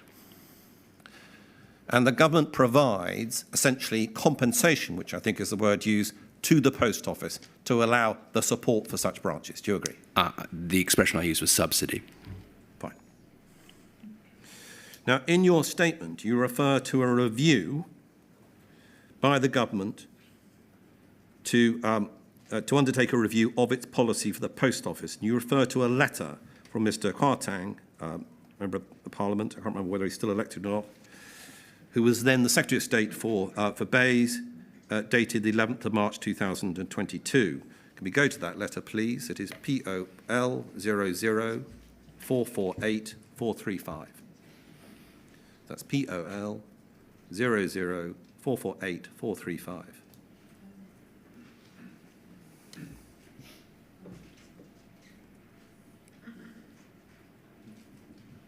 Thank you. So we see the date of this letter. We see who it's from, the Secretary of State, Department for Business, as it was then called. And we see the recipients. It's yourself and Mr. Parker. The date is 11th of March 22. Now, some of this letter, in fact, confirms the commitment to the requirements, essentially that the government is asking the Post Office to continue to commit to those requirements. All right? To the SGEIs, yes. I'm very grateful. So the particular part I'd like to refer to then is not so much that, but at the bottom of page 2 and top of page 3, please.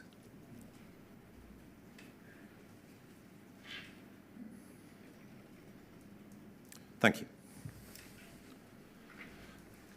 So keeping in our minds the date, the 11th of March 2022, we've got this. Future policy framework for the Post Office. Finally, I recognise the need to consider the policy framework in the context of the changes to the wider environment and the new challenges you face on top of COVID-19 and ongoing work to resolve historical matters. It is crucial we develop a sustainable long-term approach for the network, and I look forward to working with you on this review. Okay? Yes. Now, that appears to be, from what I understand, the review you're referring to in your statement, which was requested by the Post Office. Looks like it, yes. It does. Now, we're now getting close to the end of 2024, and we learn from Mr. Relton that the Post Office is in fact saying to government, look, government, Post Office needs your long-term commitment for long-term support. It needs money to be able to provide a new system, IT system, to continue operation. That's happening now. That seems to be what Mr. Relton is saying since he's come in. Why has it taken so long, Mr. Reid, for anyone to think about the result of this sort of review back in 22? Why has it taken so long, Mr. Reid? I'm not entirely sure I'm clear with your point. The government's policy review is for the government to initiate. We pushed the government in 21 to initiate this policy review on the back of a strategic review that we did ourselves in 2019-2020. So I'm not entirely clear on your point, other than, as I made the point yesterday, the policy team within the department has been very focused on compensation. I think it would be fair to say that their resources have been split between doing compensation and initiating a policy review. I'm as frustrated as anyone that we don't have a policy review from the government that we can build around. And I express this quite clearly. You may get the direction of my travel wrong. Not an attack upon the Post Office necessarily. Why has it taken so long for government to actually start thinking about the strategic direction of the Post Office in terms of the way that Mr. Relton was talking about, the funding commitment, the long-term funding commitment? Why has it taken government so long to wake up?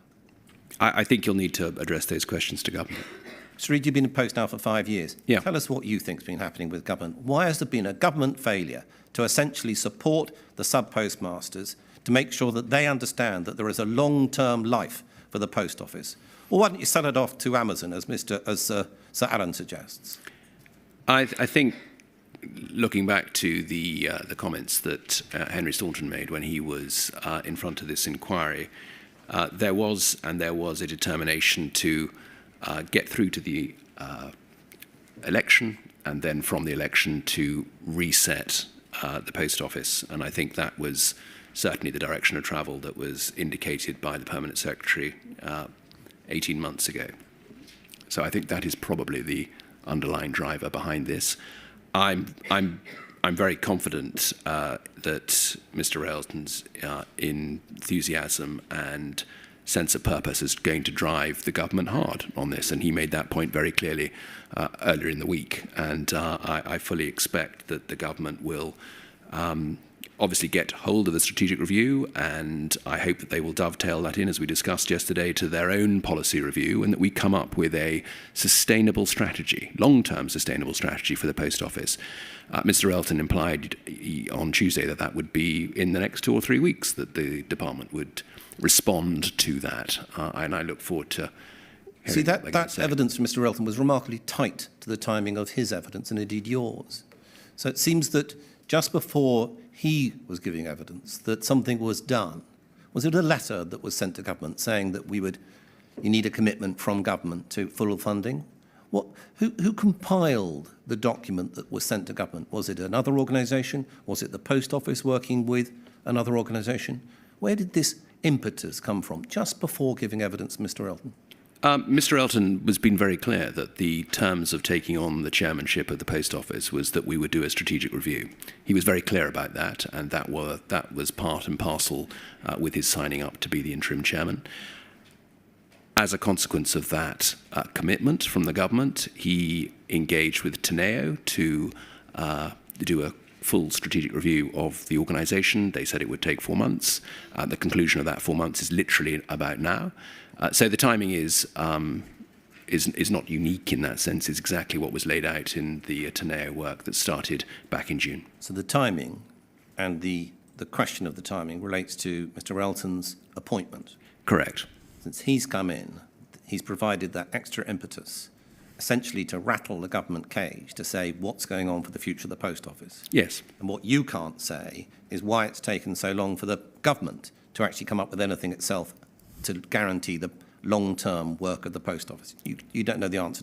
As I say, I think the policy team has been very focused on driving compensation, and that is why they have not taken the policy review forward in the way that I'd articulated yesterday and the day before, which was the first time we would have had a policy review since 2010. Right. Well, we've got some government witnesses coming along and past ministers. So I look forward to asking them questions about that. Now, we've had various references to strategic plans. We've had various references to chief people officers and reviews that relate to outside organisations drafting up something that comes back with corporate speak saying that everyone needs to be nice to each other and everyone needs to remember that there are other people working in a collegiate way within the organisation. Now, I don't in any way seek to undermine the value of such documents. It is important that people working within an organisation do in fact respect each other and do trust each other. These are fundamental to any organisation. But one of the matters that was marked out, and I asked questions of Miss Kewen about these documents, they don't mention sub-postmasters. There were 2 documents I asked her about, the people plan and then the behaviours plan, clearly directed at internal employees.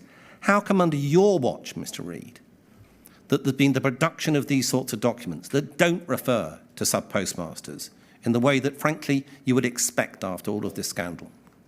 How come, Mr. Reid?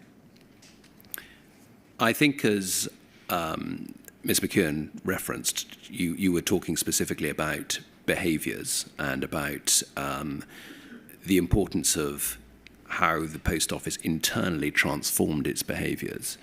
And I think that was and remains a very valid and important part of the work that we need to do to develop our ways of working and to develop our behaviours.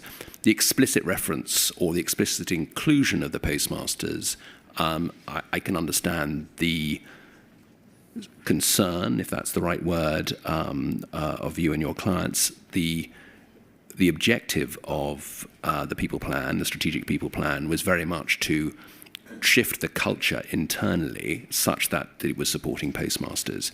It isn't our place to, and certainly isn't my place to instruct postmasters on how we behave. I think it is our place to communicate to postmasters what we're trying to achieve, and that's what we will be doing through our behaviours document and through our ways of working documents. I've asked you questions about shortfalls, about the policy documents. Yes. You agree that they need review. I'm now asking you questions about these sorts of people plans and the fact that they miss out reference to the sub-postmaster. There still appears to be a trend within the Post Office to miss out sub-postmasters as being a group that the Post Office is in fact dedicated towards. Will you again, in the remaining months of your period of time at the Post Office, review these sorts of documents? Ask the people within the Post Office, why aren't we referring to sub-postmasters where we should be? Again, will you deal with that? I will. Thank you. Now, Mr. Elton's evidence was something that was set out so that we understand and we wait the result of the review and the discussions with government, whereby there's going to be this recommitment, rededication of the sub-postmaster, of the Post Office towards sub-postmasters. We have messages from people we represent who are current sub-postmasters to say that they're not feeling the love, Mr. Reid. Let me read one. As a person who is still working behind the Post Office counter, acting postmaster at the same branch, that Post Office broke me as an individual. We have had no sight of any increase but only decrease, to say if we do not meet certain targets on services, we will lose them. That's all we've had. I'd be extremely concerned of what the Post Office has to offer in this new strategy, the one that's being discussed by Mr. Elton, as I'm sure it's only going to be in benefit for Post Office Ltd and the staff that actually work for Post Office, rather than the people on the actual ground who earn them the money and pay their wages while we get the crumbs. The message goes on to say, I've definitely pushed for this plan to have been seen before government agree, as these people are only pencil pushers, sitting behind a desk with a massive income. They have no idea of the struggles we have on the ground. So people in branches are not feeling the love, Mr. Reid. And there are still plans, as we learnt from the current chair of the NFSP, West Linton branch, to close. These are hard-to-place branches. Surely, if there is this root and branch review that is ongoing to discuss the future of the Post Office, with a change of polarity for the Post Office to re-centre itself towards sub-postmasters, surely all of these closures, these branch closures, should stop. Surely there should be a moratorium on actions taken in relation to sub-postmasters. Draw a line, Mr. Reid, to say, if we're going to be changing, let's make sure that the sub-postmasters understand there's going to be a change. What do you think, Mr. Reid? Well, I think Mr. Relton made it very clear yesterday, on Tuesday, that at the core of the strategic review is the relationship with postmasters, but a new deal, I think was the expression he used for postmasters. And a new deal is absolutely central to moving forward. We've talked about that over the last 3 days. I don't recognise your closing of branches notion. It's not something that we have been doing recently, so I don't follow that particular train of thought. We're not seeing churn numbers as dramatic as might be implied, and indeed the stability of the network and the desire of people to open branches is, frankly, given the last 9 months, surprisingly robust. Notwithstanding what you're saying, Nigel's commitment to a new deal for postmasters, his words, polarity, I think we've tried, and this is the next phase of that. We have been engaging, and I know that Nigel made that point with the NFSP and with the Voice of the Postmaster and with other postmaster groups to discuss the issues that they think need to be addressed so that we can bring those into our strategic review, and that's absolutely what has been done and is ongoing. So, Mr. Reid, what it appears to be is that there is a considerable and too far distance between the office of the CEO, probably the board as well, and the individual sub-postmasters working perhaps in small branches in small or low-density population areas. That's what it appears to be, that this message that you keep on wanting to say, understand why, and must get out, it is not getting out. We've seen that from the YouGov report. We see it from such correspondence. You need to close that distance. You need to make sure that the communication is effective. Do you accept that? Well, as I said, we do need to get closer to it. Let me turn then to the schemes, the compensation schemes. I'm just going to describe what they are to make sure that we've got the sheer number of them. There is the group litigation scheme, the GLO scheme. That one's run by the Department for Business and Trade. There is the Horizons Convictions Redress Scheme, which the Department for Business and Trade is also administering, which deals with redress for people whose criminal convictions are overturned by legislation. Yes? Correct. There is the Overturned Convictions Scheme. The Post Office runs this one, dealing with redress for people whose Horizon-related criminal convictions have been overturned by the courts. Yes? That's correct. There is the Horizon Shortfall Scheme. Post Office is administering that one, administering the Horizon Shortfalls that was established in 2020 to provide redress for postmasters who were not claimants in the group litigation. That's correct. Okay, so 2 schemes being run by the Department of Business and Trade and 2 being run by the Post Office. That's correct. Okay. In addition to that, we also have a suspension remuneration review being run by the Post Office. Yes? Yes, that's correct. That's for those individuals who have been essentially highlighted by Lord Justice Fraser's judgments, those people that have been suspended whilst investigations are carried on, and its redress being considered in relation to those suspensions. Is that correct? That is correct. There is also an adequacy of payments under the shortfall scheme, a review of the shortfall scheme payments, because it is being considered that some payments were inadequate. Do you agree? That's correct. And then, unless you're going to tell me there's another one, there is a stamp compensation scheme that is ongoing as well. Is that correct? That's correct. So the evidence in relation to stamps was given, I think, by the NEDs in part. That was because another debacle committed by the Post Office was in relation to stamps, how it was dealt with and interference in branch accounts. Have I missed any schemes? Yes, there are other schemes. Right. Are they schemes that are dealing with financial redress to individuals? That's correct. So what are they? There is a process scheme that is currently in pilot as well at the moment, and there are, I don't recall off the top. Help us and understand what a process scheme means. Well, again, it's a pilot to try and understand if there are other areas of discrepancy that people have come forward and said we have areas where we think there may be detriment.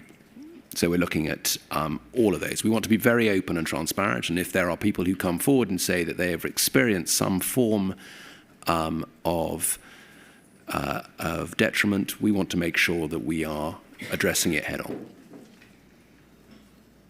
Let me give you an example of the experience of one individual we represent.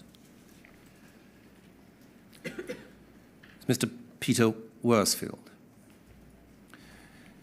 He's finally had his offer on his GLOW scheme claim last week. Across multiple heads of loss, he's been offered only 70% of what he claimed. And the reason that he's been given, and I quote, is evidential uncertainty as a result of gaps within the supporting evidence provided. Okay? Now, in the questions being asked yesterday by Mr. Beer, he took you to a document whereby one of the ministers at the department was concerned about the question of evidential support and essentially saying, that's Mr. Hollenrake, that give the people benefit of the doubt in relation to evidence.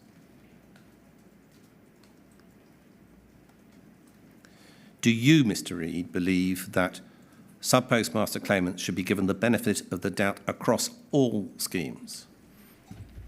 I don't have the detail to be able to comment across all schemes, but I've been very clear that the evidential bar must remain low and the evidential bar must be such that the benefit of the doubt is for postmasters. And I've been very clear about that. I've said that here in this inquiry, and I do believe that, and that is exactly what should happen. It needs to be believed, doesn't it, Mr. Reid? I'm butting in because of something you said earlier in your evidence. You were explaining about the real difficulties for the Post Office in looking at shortfalls because of the amount of time it goes back through into the early 2000s. And indeed, there are questions being asked about another electronic scheme called Capture, so it may go even earlier than that. Those evidential difficulties in trying to analyse shortfalls are the same sorts of problems that some people are also experiencing that trying to get their way through these schemes. So it's a common problem that you understand from the Post Office point of view and the sub-postmaster point of view, don't you? Yes, I do understand that. Which is why the benefit of the doubt should be given. If a sub-postmaster says, this is what's happened, I'm afraid I can't find the document, I buried it, I lost it, I didn't want to think about it, that can affect whether they have the documentation, can't it? Of course it can, yes.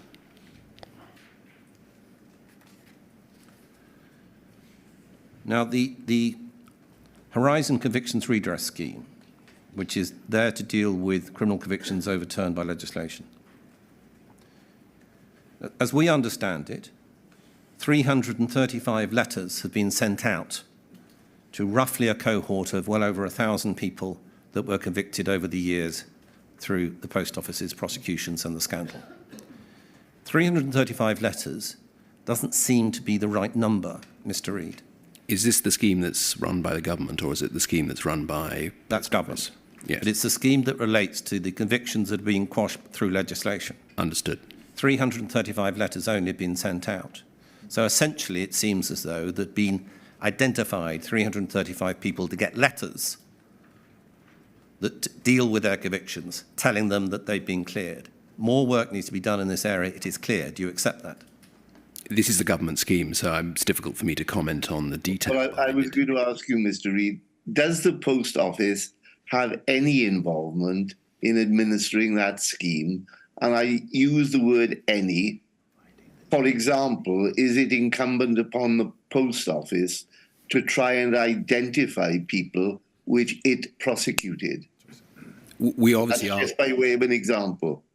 I mean, I was about to come on to tracing. I think that's clearly what we're discussing here is the ability to trace, and clearly we have an accountability for that because many of the records will be held by Post Office. But as we've already discovered, records aren't and data isn't as. Sure. But what's interesting me, following Mrs. Steen's questions, is whether there is a process as between the Post Office and a government department. And again, I'm using the word a government department because there's the possibility that the Department of Trade is involved. There's the possibility of the Ministry of Justice is involved.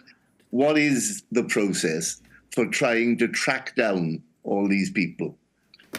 I don't have the specific details, but you're absolutely right that there is an operational agreement between the Post Office and the Department for Business and Trade, because the Department for Business and Trade is obviously responsible for this particular scheme.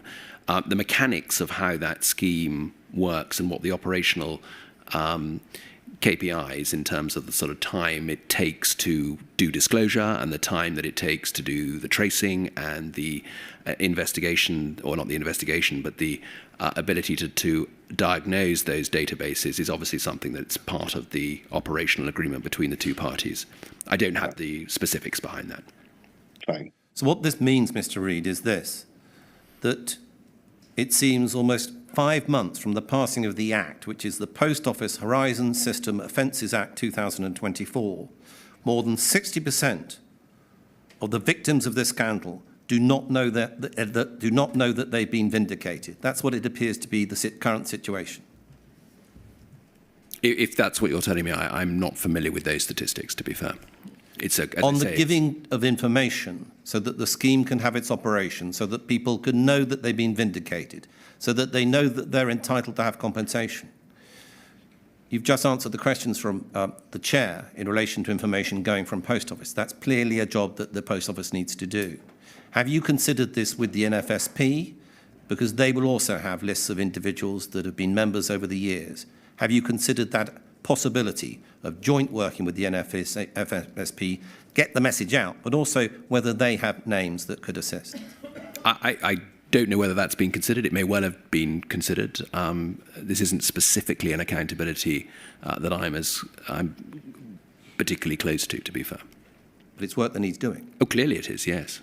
And would you join with me in making a request to the chair that the chair himself would, if he would be so kind, can send a message out to all media outlets, and I think it's sometimes called a blog these days. I don't know whether we'll do a blog, but it would assist if this inquiry set itself out and made a very clear message to all of those people that have been dealt with so harshly by the Post Office, that are being convicted, to come forward. Yes?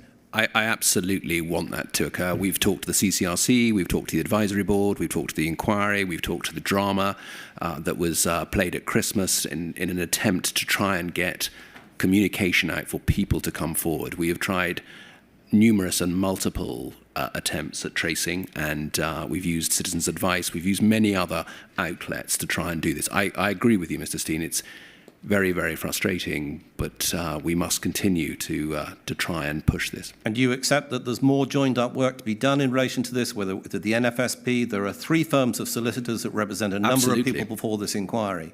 They should be tapped for their expertise. Absolutely. They're conveniently all starting with the letter H, Howe & Co., Hudgels and Hodge, Jones and Allen. Indeed. Okay? So use their expertise, I respectfully suggest, in making sure that the message goes out. Lastly, mentioned earlier, you and others within the Post Office have been meeting with our clients. That's and correct. Taking part in meetings that I know have been difficult for you, obviously incredibly difficult for the people that meet with you. Indeed. You're leaving the Post Office. Other people that are have been taking part of those schemes are also leaving the post office. How are you going to make sure that the post office keeps the term used is corporate memory, keeps its memory of the effect of what happened to people? And what are you going to do to make sure that people working within the executive team, the directors that are not postmasters, actually understand the depth of hurt and feeling of the scandal? We're doing a number of things. I think, as you mentioned, I've done a number of restorative justice meetings over the past couple of years. I think 37 I have attended. I speak at great length to the organisation at my town halls and at my 10 at 10 meetings to try and convey the trauma and the harm, was the word that I tend to use, that have been inflicted upon many of the families involved. I've spoken to government about it and obviously encouraged my board members and my group executive members to attend the restorative justice meeting. I think it helps shape the solutions that we should come up with and help people in the organisation to understand the implications of this. We've recently instigated, as Ms. McKeown mentioned, online and e-training for all colleagues in the post office to help people understand just what the post office has put many of your clients through. Let me square a particular circle. You mentioned families. Yes. Mr. Patterson, the European director of Fujitsu, when he gave evidence before this inquiry, answered my questions. I asked him questions about whether Fujitsu, the company, broad shoulders financially, is prepared to support people that have been affected through this scandal. What I mean is the family members, the children who watch their parents go through hell, that have had their education disrupted, that may have been put off an entrepreneurial career through this scandal. There's no scheme that deals with those individuals at the moment whatsoever. Have you had any communication from Fujitsu to the post office saying that, what a good idea, let's get something done for the families, those people affected in that way? Have you had any communication from Fujitsu to that line? I don't believe I have. Has the post office set up any schemes that are looking in the direction of support, of providing educational support, bursaries and the like, in relation to those people affected in that way who are not currently set up by affected by the schemes? We are still having conversations with DBT about this. I can assure you, and you'll be able to talk to Simon Recaldin next week, that both of us are absolutely clear that the families of victims need to be considered in this process. And there are two lines of investigation for us here. One is working with DBT to bring this to life. We do believe it is very important, and I mentioned it in my witness statement, that it's something that I personally am very engaged in. And secondly, we've obviously discussed, and at the restorative justice meetings as well, just precisely what some form of memorial, some form of ability to remember what has occurred and how do we put that into practice. So those are the two lines of investigation that I am pursuing with DBT. I've asked you on a number of occasions through the questions I asked you within what is, I'm afraid, sadly over an hour, to in the remaining period of time that you have at the post office, to take on particular tasks. I'll ask you one more. There are going to be communication with Fujitsu regarding the question of how that they're dealing with the Horizon system. Yes. We know that. Mr. Relton's committed to that. You've had past communications. In whoever is conducting the communications with Fujitsu, can this topic again be raised? Support, making good the positive answer that we have from Mr. Patterson, that Fujitsu does think it's a good idea to try and assist those people, the family members that are outside all these schemes. And perhaps by working hand in hand with the post office, something good can come out of this scandal to support those family members that are also been affected. Do you also commit to that as well? I think it's a very good idea, Mr. Steen. Thank you. Excuse me one moment. I just need to check I'm not missing anything. Thank you. Thank you. Before the next question, Mr. Reid, can I be clear on the list of schemes that you and Mr. Steen agreed were in existence, that the suspension remuneration scheme, that is administered by the post office, I take it, and the decisions about how much to offer are made by the Post Office, having taken advice. Is that the position? That's correct, sir. Just to bring that to life, in Fraser Jay's judgment, he noted that suspensions had not been on full pay, so there were individuals who were suspended with no pay at all. We're trying to address that particular shortcoming. Right. And what was described as the adequacy of HSS payments, if that is to be considered a separate scheme from HSS, nonetheless, that is administered by the Post Office. And who is the decision maker in relation to that? The remediation committee oversees the schemes that we manage, and clearly, as I discussed yesterday, the funding will come from government, and so they will be involved from an operational perspective in terms of what the parameters of those schemes are. Yeah, but can I take it, if it has been fully formulated, if it hasn't been fully formulated, please tell me, but is the adequacy of HSS payments effectively being determined, I'm not saying by the same people, but by the same process as the HSS payments themselves, namely that an independent panel look at it and make a recommendation to the Post Office? The scheme itself hasn't been fully formed, sir. All right, so stop there. Yeah. It isn't yet a process which I can say, right, that's what they're doing, sort of thing. That's correct, sir. Fine, thank you. Next one, please. So yes, due to the operation of Mr. Steen's watch, I'm going to rejig things slightly for logistical reasons. It's Miss Watt on behalf of the NFSP. Right. Good afternoon, Mr. Reid. I'm over here. If you can see me, we do sometimes have a little difficulty with this. I ask questions on behalf of the NFSP. I'm here today with Tim Boothman, who's the chair of the NFSP. I may be able to just about see him round the, I can't see round the pillar. Hello, Tim. I want to ask you some questions, a number of different questions. I think you would agree, in the light of the Horizon scandal, that one of the most important initiatives for the Post Office is its replacement and giving confidence that nothing like Horizon can happen again. Would that be right? That'd be right. At paragraph 11 of your witness statement, you say that the Post Office has been unable yet to deliver a new and bespoke IT system for postmasters. Now, it's understood that that new system to be introduced is called NBIT, New Branch IT, is that right? That's correct. Is it the case that the NBIT system was originally due to be in place in 2025 and that those postmasters in, for instance, what we know as hard-to-place scheme were scheduled by the Post Office to leave the network before NBIT went live? That would be logical. I think we certainly, when we set out in March 21, which was the original date for initiating the programme of NBIT, we had envisaged that the replacement for Horizon would be in place by 25.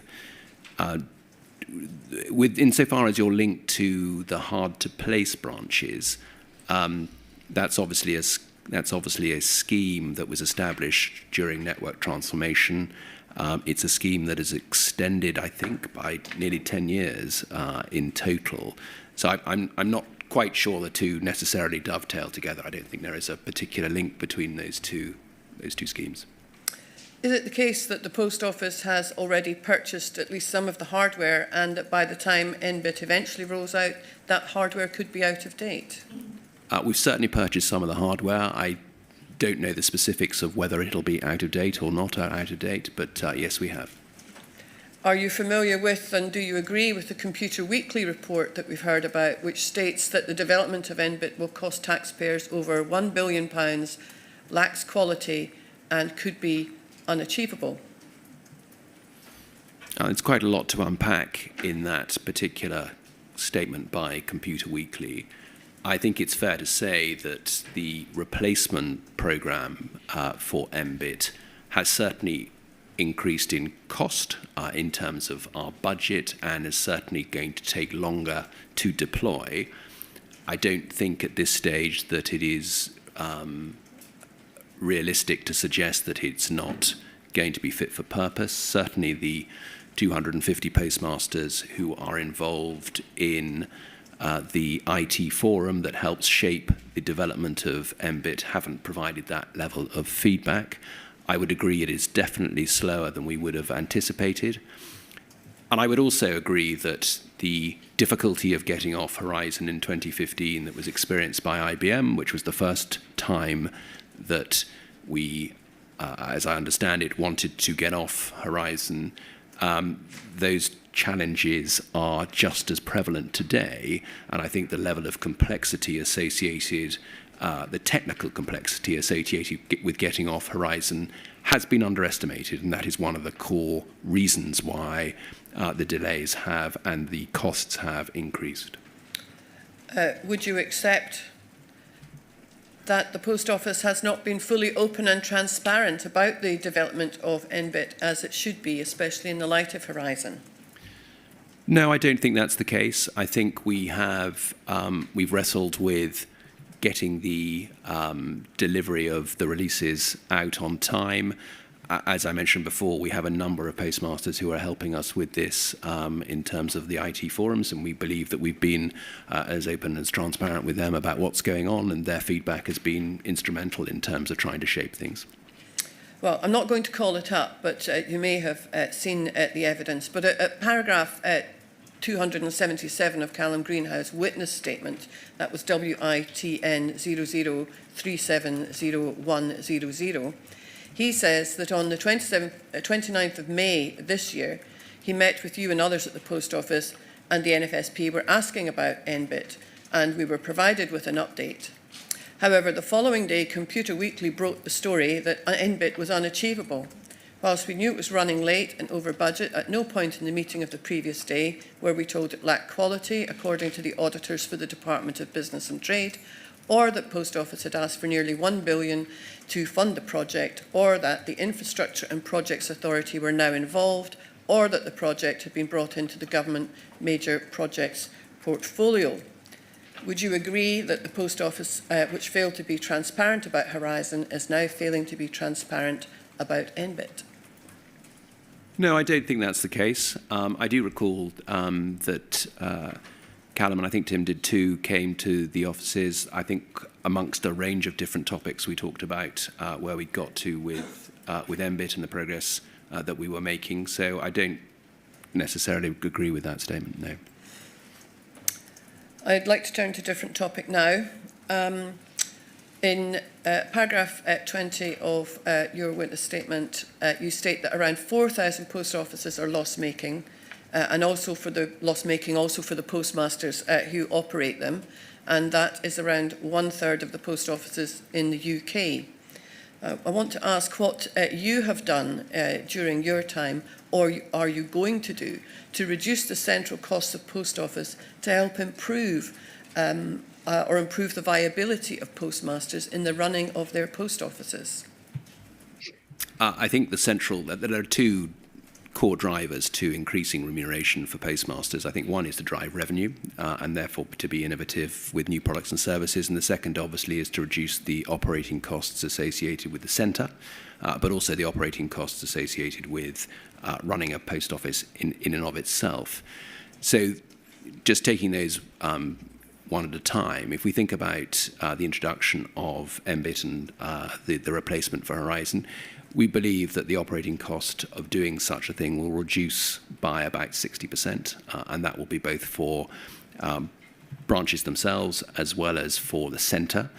So that will reduce a run rate of around 60 million a year to Fujitsu to anywhere between sort of 20 and 30. So that will be probably the main driver. I think secondly, we've been on a trajectory of trying to reduce the headcount within the post office since about 2016, 2017. I think we were at 7,500 heads in 2016, 2017. We're now at 3,400. I would fully recognise that we have further to go, and I'm sure that the strategic review will look closely at the central costs to make sure that we continue to reduce those central costs. So I think that would be my secondary point. The third point, obviously, is the way to increase the revenue for these particular branches is to make sure that we can drive footfall and ensure that the products and services we are selling in post offices are relevant to today's consumer.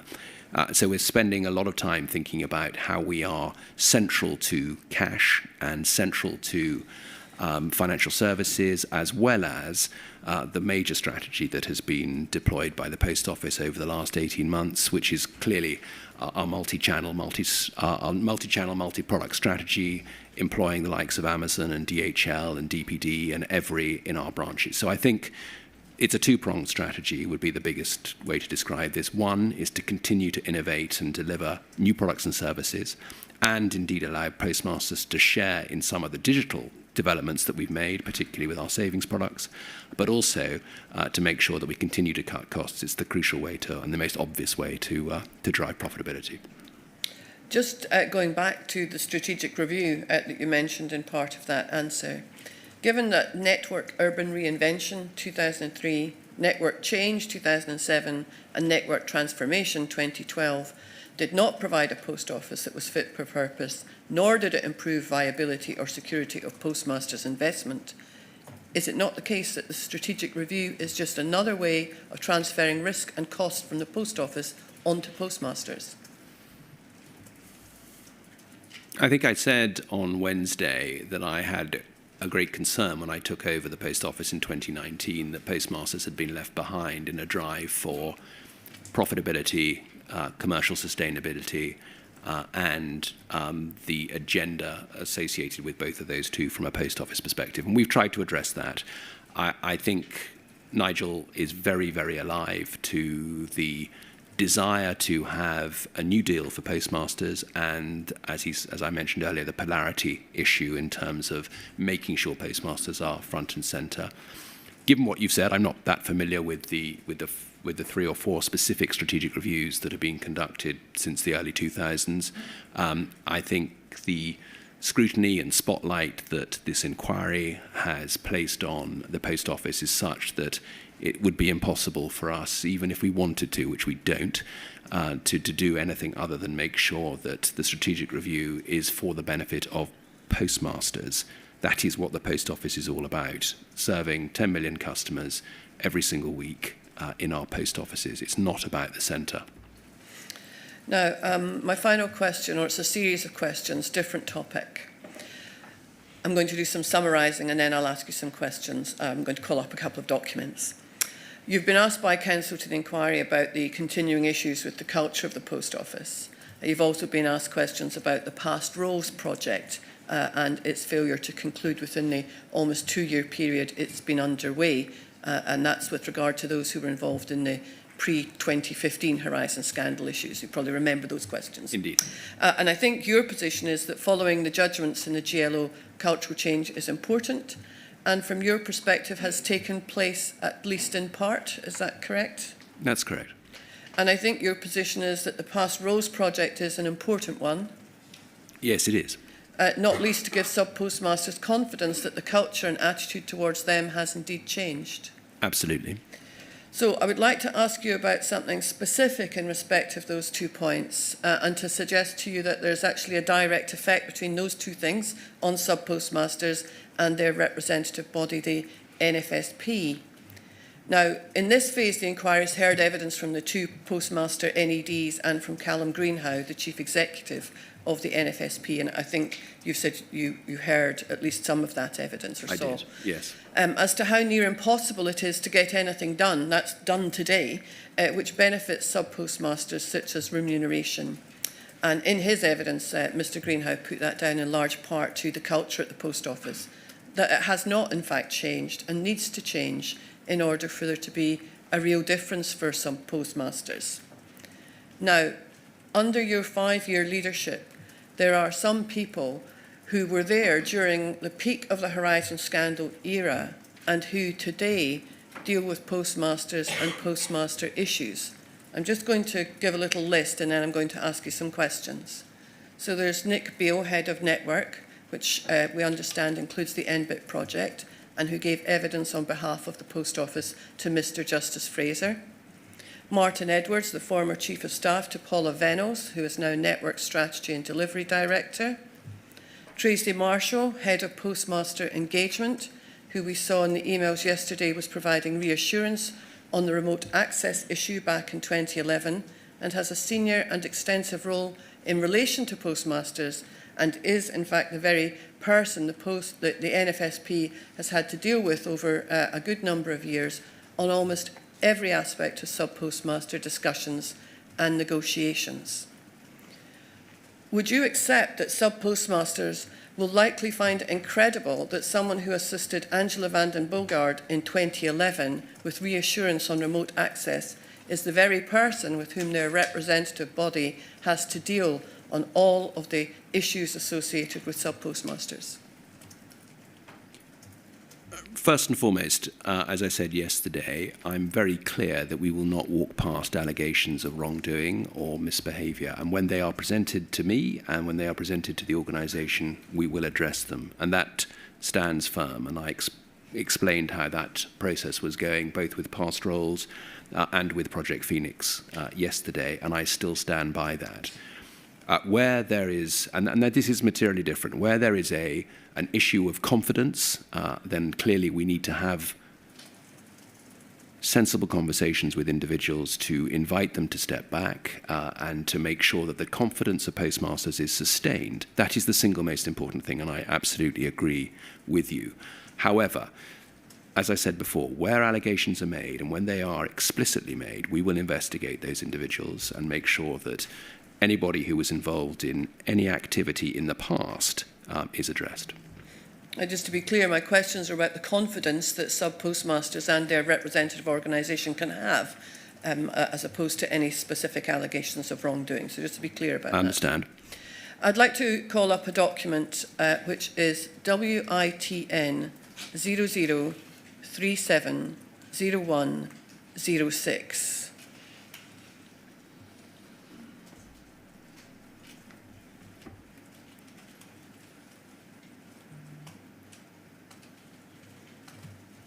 And to go, well, this is a letter from the NFSP, from Callum Greenhow, to the then Postal Affairs Minister, Kevin Hollingrake, of January. And if we could go, it's following the Mr Bates versus the Post Office ITV drama. If we could scroll to page 2 and look at the third paragraph, the one that begins, the NFSP has raised concerns internally. Just to read that paragraph. So this is a letter to Minister Hollinrake about the various issues arising from the drama. The NFSP has raised concerns internally with Post Office that there are still employees of Post Office who were involved in internal discussions about bugs, defects or errors, where directions were given for minutes not to be taken or were part of the investigation, audit and contracts department, who hold roles that are postmaster facing. We are not confident that the correct review has or will be taken. We can take that down. Would you accept that the NFSP was right to bring this issue to the attention of Minister Hollinrake? I mean, that's a year on from you starting your past roles project.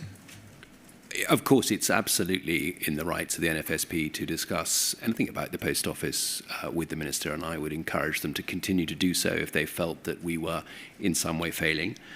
I think it's important to highlight, and I said it yesterday, that we are frustrated that the Past Roles project has not gone as quickly as possible.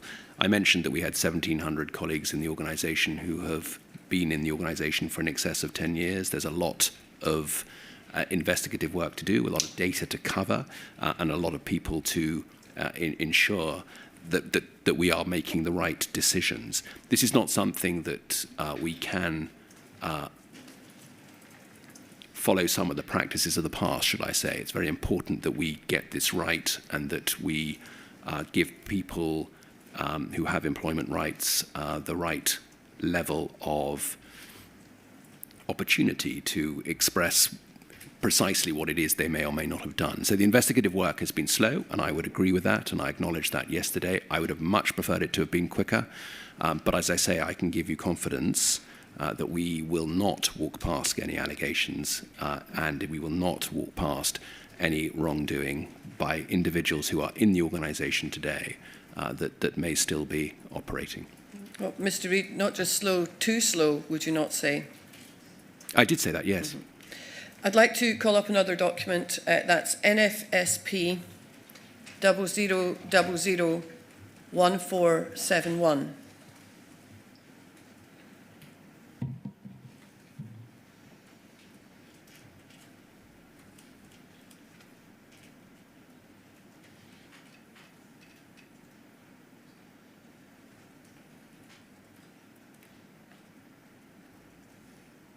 This is an email from Callum Greenhow to you of April 29th, 2024. That's this year. And he's sending it on to you so that you can send it to the Post Office Board. He's saying he doesn't have all the addresses of the Post Office Board. Can you pass it on? So he says, I write to the Post Office Board after watching the events in the Horizon inquiry over the last few days. It's once again highlighted employees at the Post Office who in the past were part of the obfuscation of the truth in relation to the accuracy and reliability of the Horizon system and its use in the victimisation of postmasters, their assistants, Crown Office employees, and the ruining of their lives. Some of these employees of Post Office involved in the past remain employees of the Post Office today, where their present roles is very much postmaster facing or are indeed in senior management position. This information is not unknown to the board, yet as a group there has not been any action taken to remedy the situation. How many more current employees will over the remainder of the Horizon inquiry be revealed to have been aware of the inaccuracy and unreliability of the Horizon system, be involved without the Board of Post Office Limited taking the required action? This is not the first time I have raised this with the Post Office.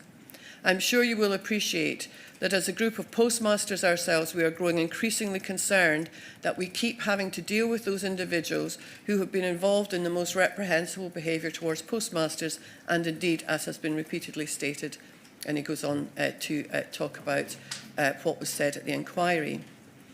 To be clear, it is imperative that the board takes the required governance remedial action to identify any and all current Post Office employees.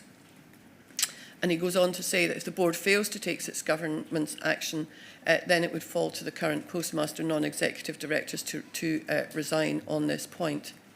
Now, if we take that document down.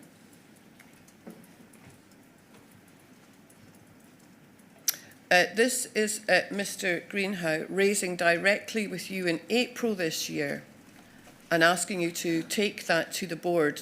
What did you actually do with that email? It was circulated to the board. It certainly formed part of the discussions that we as a board have had since that time on past roles. And I will refer to the comments that were made by Karen McKeown last week in her evidence about how seriously this is being taken at the board, about how complicated it is, and how much debate and discussion is going on at a senior level. As I said earlier, we would like this to be much easier, and you will have seen emails that have come up in the evidence from me on this particular topic. It would have been much easier if this was a very simple process. It isn't. We're trying to deal with confidence of postmasters. We're trying to deal with individual rights of colleagues, and we're also trying to deal with an investigative work to find out if there are allegations that are substantive to wrong behaviour or past behaviour. So it is a complicated piece of work, I agree, and it's not easy for us to come down on a left or right decision. It's much more nuanced than that, I'm afraid. Did you know that after that email of the 29th of April, that the Post Office intended to send those same people to the NFSP's annual conference on behalf of the Post Office until Mr. Greenhow asked the Post Office not to send them? I wasn't aware of that, no. Okay. Just a final question then. So would you agree that given the Past Roles project, which you have said started almost 2 years ago, it is in fact a disgrace and disrespectful to sub-postmasters that those involved in the past, not about wrongdoing, but in front-facing postmaster roles, are involved in so many matters that affect the postmasters today? No, I don't think it's a disgrace. As I said before, we are not going to have a witch hunt unless allegations are made very clearly, and that is still my position. I've been very open and said that we will remove individuals where there is a lack of confidence, and that is something that we are obviously working through. And Karen, as she mentioned last week, was doing exactly that. Thank you, Mr. Reid. So we've got two sets of questions to come now, 45 minutes from Mr. Maloney and 10 minutes from Miss Allen on behalf of Susan Sinclair. There are two options. One, we could take a 10-minute break now, i.e. a second break for the morning, and then do those 55 minutes of questions and not have lunch. Or we could do Miss Allen's questions now for 10 minutes, take lunch, and then come back after lunch for Mr. Maloney's questions. I'm in your hands, sir. Well, I'm content with either course. Is there a consensus amongst the people present in the hall as to what we should do? I'm looking at the shorthand writer in particular. If you could hold up one finger for option one. And she said option two. So I think Miss Allen now, lunch break. And then lunch. Then Mr. Maloney. Thank you. Right, fine. So over to Miss Allen then. Good afternoon, Mr. Reid. I'll stand up so you can see me. But obviously I'll sit to do my questions. My name is Christy Allen and I represent core participant Susan Sinclair, who was a wrongfully convicted postmaster. She was the first to successfully appeal her conviction in Scotland, which only happened as recently as September last year, despite her being convicted in 2004. You provided evidence yesterday about the Post Office's engagement with the CCRC, that being the Criminal Cases Review Commission in England, and indeed Mr. Henry put it to you that as soon as it came to pass that there were serious problems with Horizon, and certainly upon receipt of the Horizon Issues judgment in 2019, the Post Office ought to have been banging on the door of the CCRC and Crown Prosecution Service in England and Wales, begging for them to come and review these cases as the convictions were unsafe. To which you answered, yes, I see where you're coming from. Notwithstanding this, you refer in your first witness statement to a number of meetings with Post Office's board, which did eventually occur with the CCRC, albeit 2 years later, regarding the criminal appeals in England and Wales and Post Office's role as a prosecutor. In response to Mr. Beer's question to you earlier today, you confirmed that, as far as you are aware, the Board of Post Office has not engaged with the Scottish Criminal Cases Review Commission or Crown Office, albeit the remediation subcommittee was potentially overseeing those matters. Can you therefore tell me about any proactive steps that Post Office took, particularly in light of the Horizon Issues judgment in 2019, to immediately seek to rectify the miscarriages of justice which occurred in Scotland as a result of Post Office's failings in its duties of disclosure? I'm not close enough to that particular issue that you're describing. As you rightly point out, the remediation committee has been engaged in those matters. I don't sit on the remediation committee. Again, I'm fairly certain that Simon Ricaldin, who is a subject matter expert in this area, will be providing evidence next week. No, wrong. I think it's on November the 4th, in fact. He's obviously going to be much better placed to comment. I don't want to sort of muddy that water. But to be clear, the Post Office's board didn't engage with the Scottish Criminal Cases Review Commission or Crown Office? Not as a board. It may well have been the case that the remediation committee did, or indeed that the remediation unit did. I'm afraid I don't have that detail. You've repeated over the course of 3 days the fact that since before 2015, and indeed before your appointment, the Post Office ceased to privately prosecute postmasters in England and Wales. Remind me again the reasons for this? Sorry, could you want to repeat the question? Sorry. Before 2015 and before your appointment, the Post Office ceased to privately prosecute sub-postmasters in England and Wales. What were the reasons for that again?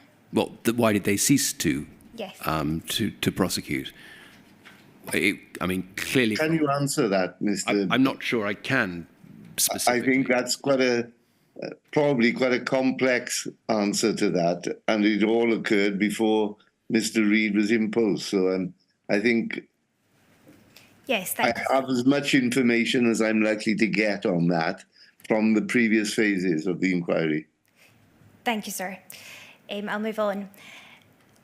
And in your evidence on Wednesday, when asked by Mr. Beer whether Post Office's current investigative function is fully compliant with all relevant legal standards, you confirmed, as far as I'm aware. Is that correct? As far as I'm aware, yes, that's correct. You are aware, Mr. Reid, that Mr. Beer asked you what your response was to the Lord Advocate, Scotland's most senior law officer, stripping the Post Office of its role as a specialist reporting agency in Scotland earlier this year. And you confirmed that it's not an enormous surprise that this decision has been made. Why does that not come as a surprise? Well, I think it's in keeping with the direction of travel of the last 5 years since the HIJ and CIJ were handed down. I don't think that would come as a great surprise to me. That's my point. And prior to this, Post Office, in its role as a specialist reporting agency, was an organisation who could investigate and report crimes directly to the Crown Office and Procurator Fiscal Service, the independent public prosecutor in Scotland, as opposed to having to first report this to other law enforcement agencies to investigate, such as the police. Is that your understanding? I'm afraid I don't have the level of detail that you're suggesting.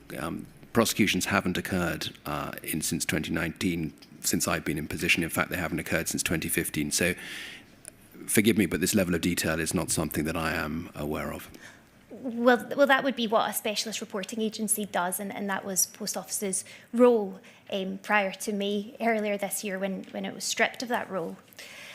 And the Lord Advocate, in deeming that the Post Office is no longer to be fit as a specialist reporting agency, also confirmed that in light of the Post Office's failures, work is now underway to strengthen the guidance and safeguards that exist to ensure that all specialist reporting agencies abide by the essential duties of disclosure and candour in Scotland, thus inferring, and she went on to confirm, that the Post Office did not.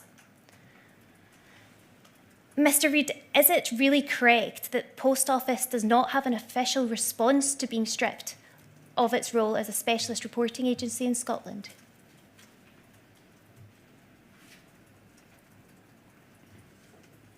I'm afraid I'm unable to answer that question. I don't follow your train of thought and what you're trying to ask me to answer. It's a little bit too nuanced for me, I'm afraid. So there's not been any discussions in light of the Lord Advocate stripping? No, there hasn't. No. Not that I'm aware of. Not at board level. No. And there's no review work planned by the Post Office to review this? It's nothing that's come to the board that I'm aware of. As I mentioned before, Simon Recalden is probably best placed to discuss this when he comes on November the 4th. On the basis that due to a failure in candour in reporting by the Post Office to the Crown Office and Procurator Fiscal Service, how, therefore, if there's no review and there's no discussion taking place, will Post Office now ensure that it acts with candour in providing evidence of suspected criminality to other law enforcement agencies, such as the police, if not now directly to the Crown Office in Scotland? I think Mr. Bartlett, when he comes next week to articulate and describe the role of the new investigative function, which he will do, the Assurance and Complex Investigations team, he'll be able to articulate very clearly how the team is constructed, who is in that team and what their objectives are, particularly around engagement with law enforcement agencies. And I'm sure as part of that, he will be talking about the jurisdictions that you are referring to. And Mr. Reid, I would say it's not just those jurisdictions, it's reporting criminality to any law enforcement agency in any jurisdiction. Can the Post Office now be trusted to do that with candour, despite the fact it didn't do that in Scotland? Yes, I believe they can. And as I mentioned yesterday, we are liaising with law enforcement agencies on specific elements of organised crime and the like, and clearly trying to support those agencies wherever we can in terms of the level of detail that we support and supply. Thank you. Right, so we'll break off for lunch now and resume when, Mr. Beer? So could I say 20 to 2? Yeah, certainly. Thank you.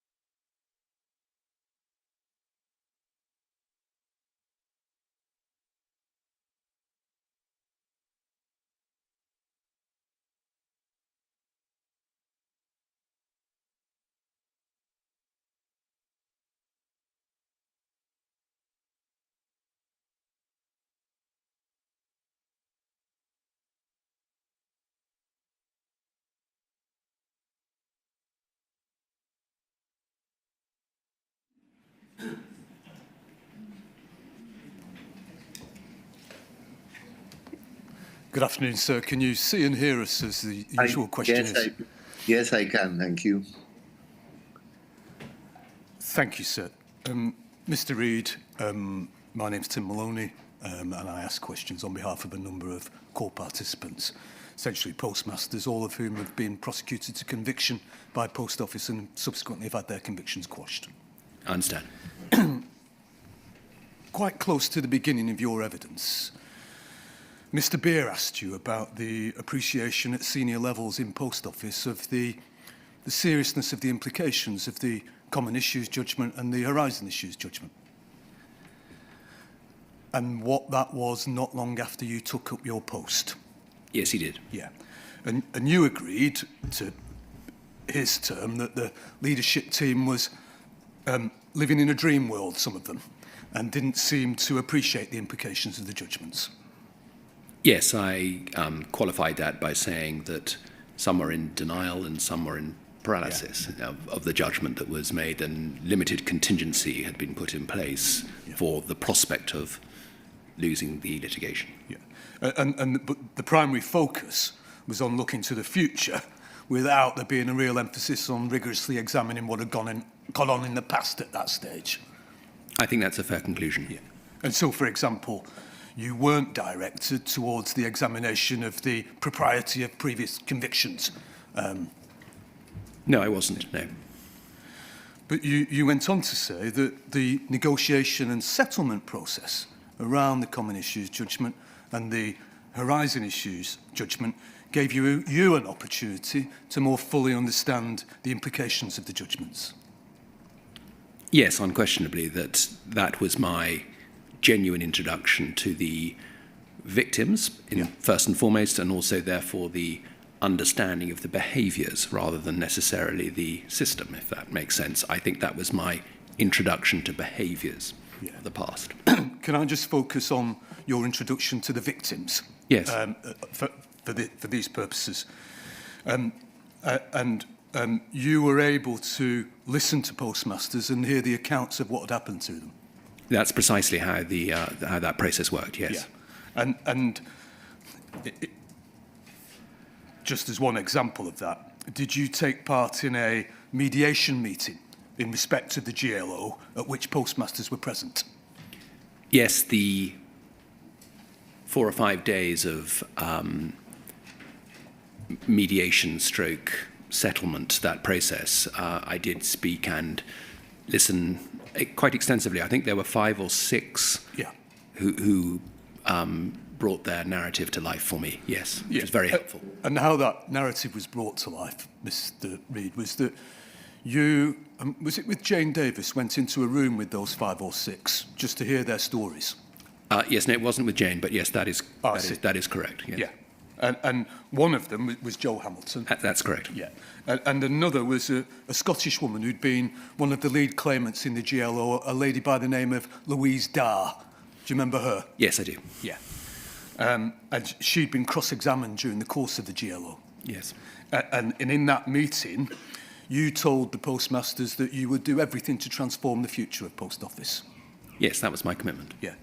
And importantly, Ms. Darr, and she broke down and she told you this, told you what had happened to her and said, and this may have been important to you in appreciating what was needed, that you needed to fix the wrongs that had been done in the past as well as looking to the future. Do you remember that? I do. That's correct.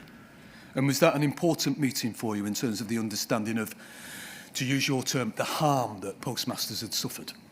Yes, it was. And as I said a couple of minutes ago, it brought to life the behaviours of the Post Office as opposed to necessarily my understanding at that stage, which was it was purely system-led. Yeah. Now, one of the people who had suffered harm a number of years prior to that meeting was a woman by the name of Jackie MacDonald from Preston in Lancashire. Okay. Now, I'll have to just give a little bit of detail of Jackie MacDonald's case in order to ask the question that I'd like to ask about her case, if I may, Mr. Reid. Understood. Yeah. So Jackie MacDonald had encountered shortfalls in her post office. She reported them to management. She was ultimately suspended after an audit, that's some £90,000 or so shortfall, and her assistant Katie took over as the manager. The shortfalls continued. Katie had to stop work because she was suffering from anxiety and depression as a result of the continuing shortfalls. And ultimately, Mrs. MacDonald was prosecuted. Are you aware of her being prosecuted as one of the people who was prosecuted? I don't remember the specific case. When was this? What date was this? It was in 2010, 2011. So Okay. some time before the GLO, some 8 years before the CIJ and the HIJ. I understand. Now, she was 47 years old and the mother of teenage children she went to prison. And she was sent to prison for 18 months after pleading guilty to theft. She went to Style Prison to start with, which is near Manchester, and then she was sent to Durham Prison. And she spent her 18-year-old daughter's birthday, her daughter's 18th birthday, in Durham Prison. And then she later went to a prison near York called Askham Grange. You may have seen,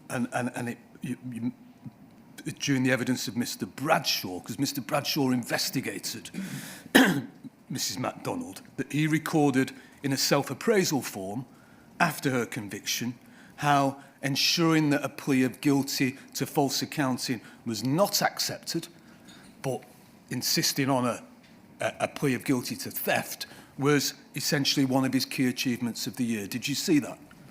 I don't recall it specifically, but yes. He recorded on the form that he had persuaded the prosecution barrister to proceed with the allegation of theft and not accept a plea of false accounting. Okay.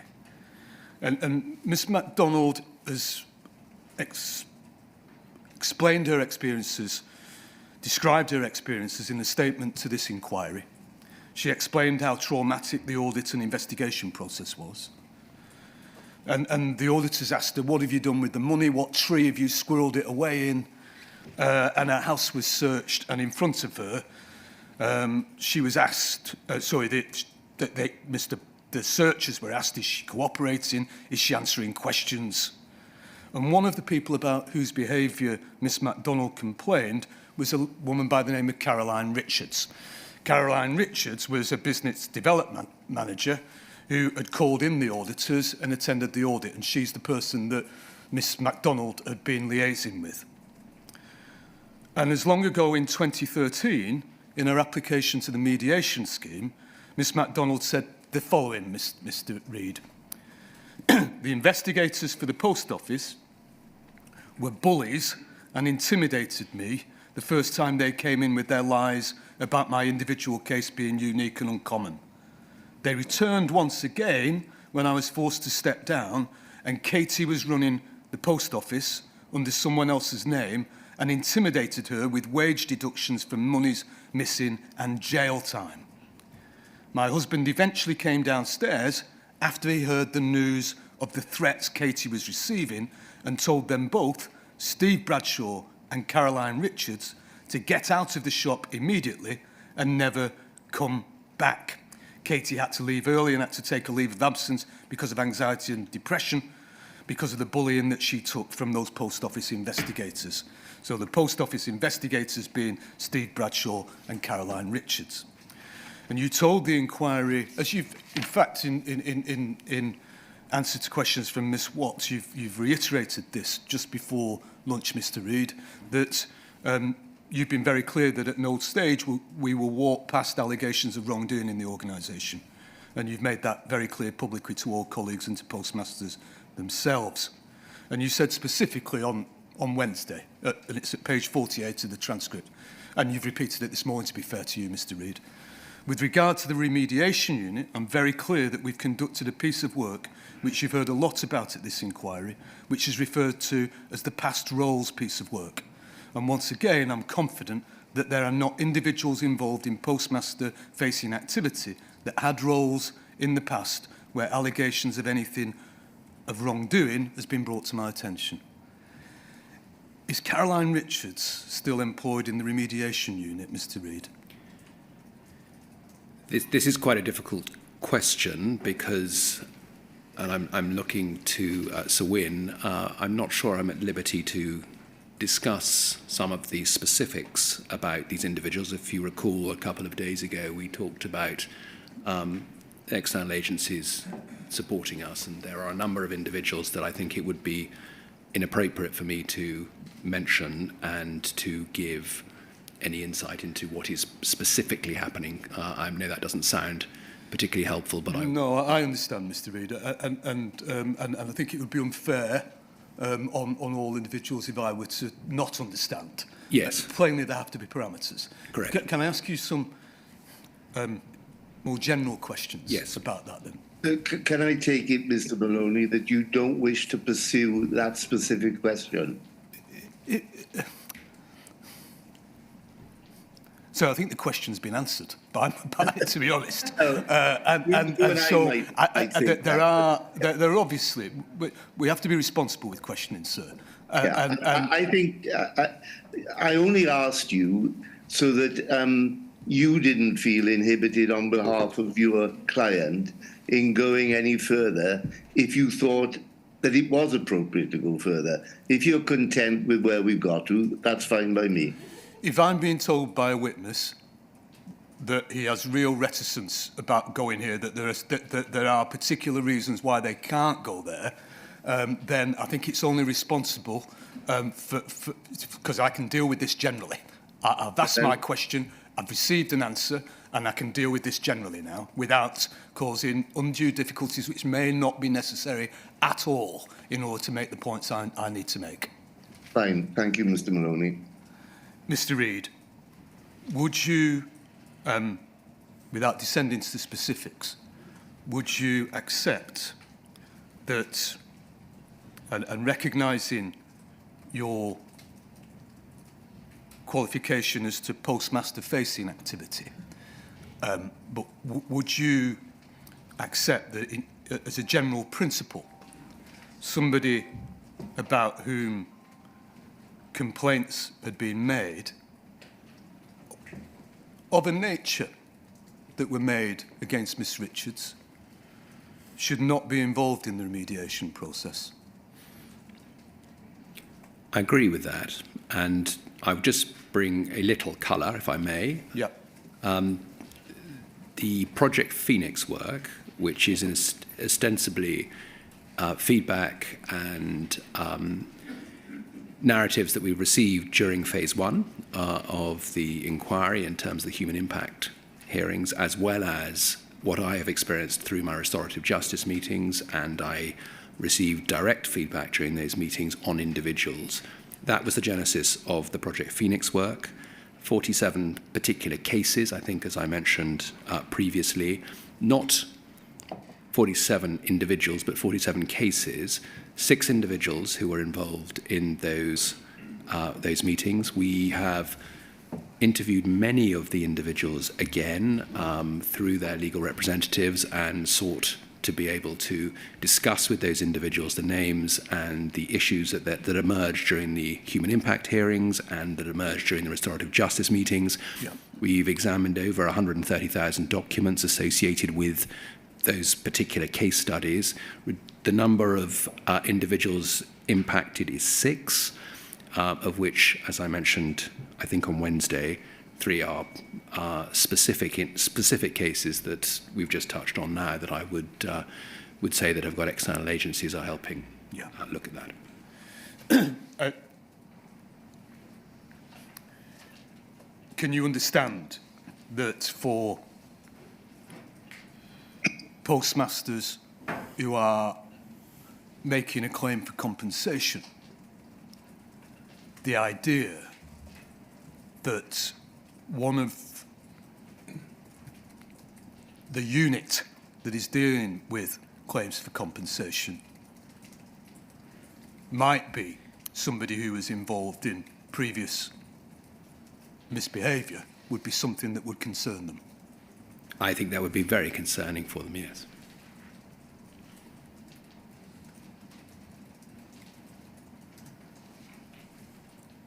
Because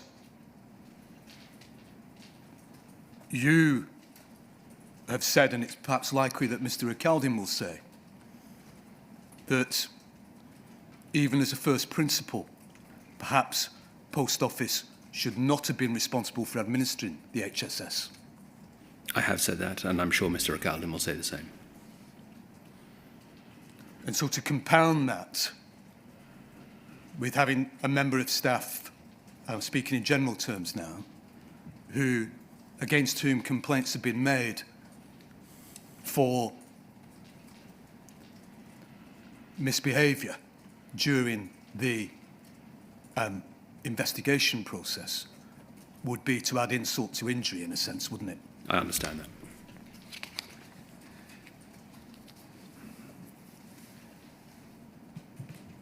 And you talked this morning of rebuilding trust.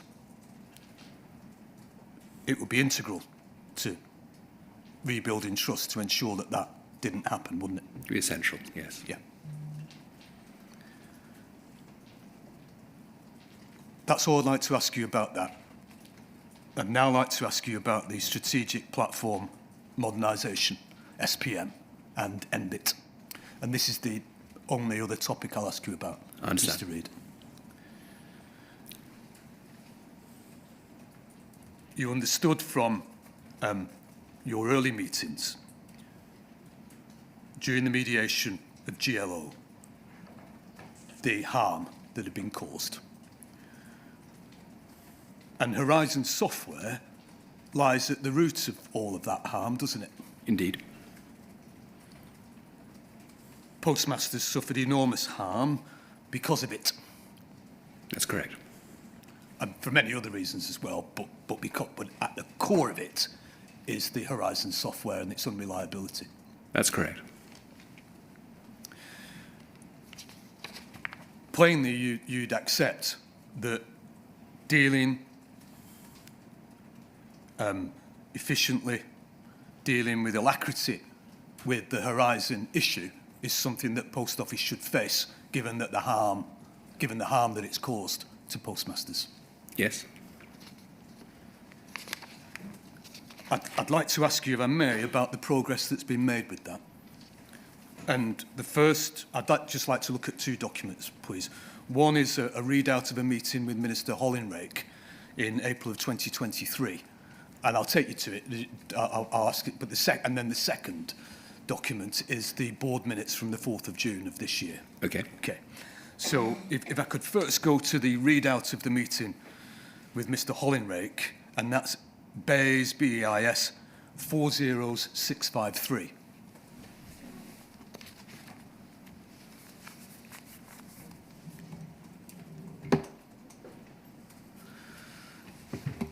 Thank you. Thank you very much. And this is, we can see the introductions, don't need to go there, but we can see the attendees. If we scroll up, please, thank you. We can see that you're there, Mr. Reid, as is Mr. McInnes from Post Office, and Lorna Grattan, and also Minister Hollingreich. Yeah. Can I just go to some of the detail of this? And if we could scroll up further now, please, so that we can get the main body of the... That's great. That's spot on. Thank you. We see at the start that you raised the fact that the Permanent Secretary had made the decision to withhold the funding and asked for Mr. Hollingreich's opinion. Mr. Hollingreich said that he, the Treasury and the Permanent Secretary are keen to see a plan from Post Office about its funding ask and know that the Horizon replacement is a concern. You said that the funding ask won't be ready, approved by the board until June. And the main issues are Horizon replacement, Paul underestimated the cost of this, and then the inquiry costs and the compensation costs. And then, but I'll go on to the rest of it. Did you, at this stage, not have a firm plan as to what to do with Horizon? Yes, we did have a plan, but as we were overrunning, it was important that we come back to government who wanted to understand what they thought our revised plan for Horizon was in terms of the overall funding for Horizon. Yeah. Then, if we go down further, we see that on the penultimate bullet point of this, which is on the second page, but we can see it here. Nick Reed said that another pressure was the inquiry, which is going to scrutinise the rollout of the Horizon replacement. Paul needs to ring-fence stroke compartmentalise this piece of work. What did you mean by the inquiry is going to scrutinise the rollout of the Horizon replacement? I think exactly that. I'd obviously made a commitment in 2019 that we would get off Horizon, and there was a twofold reason for that. One, because Horizon was 30 years old. It was expensive to run, expensive to manage, and clearly had been associated with appalling issues of the past. And the second reason, so that was the first reason. The second reason was it was clearly a system that was tarnished as a consequence of the past, and I wanted to make sure we moved across. We got off it. My point to talk about ring fencing and compartmentalising was that we submitted our funding requests to the department, and the investment that was required for the next phase of the Horizon work needed to be very clearly understood by BEIS, and I wanted to make sure that when we made that submission, they understood the extent and the necessity to get off Horizon and what that looked like, and more importantly, that they understood specifically why it was late and why it was going to cost more. Yeah.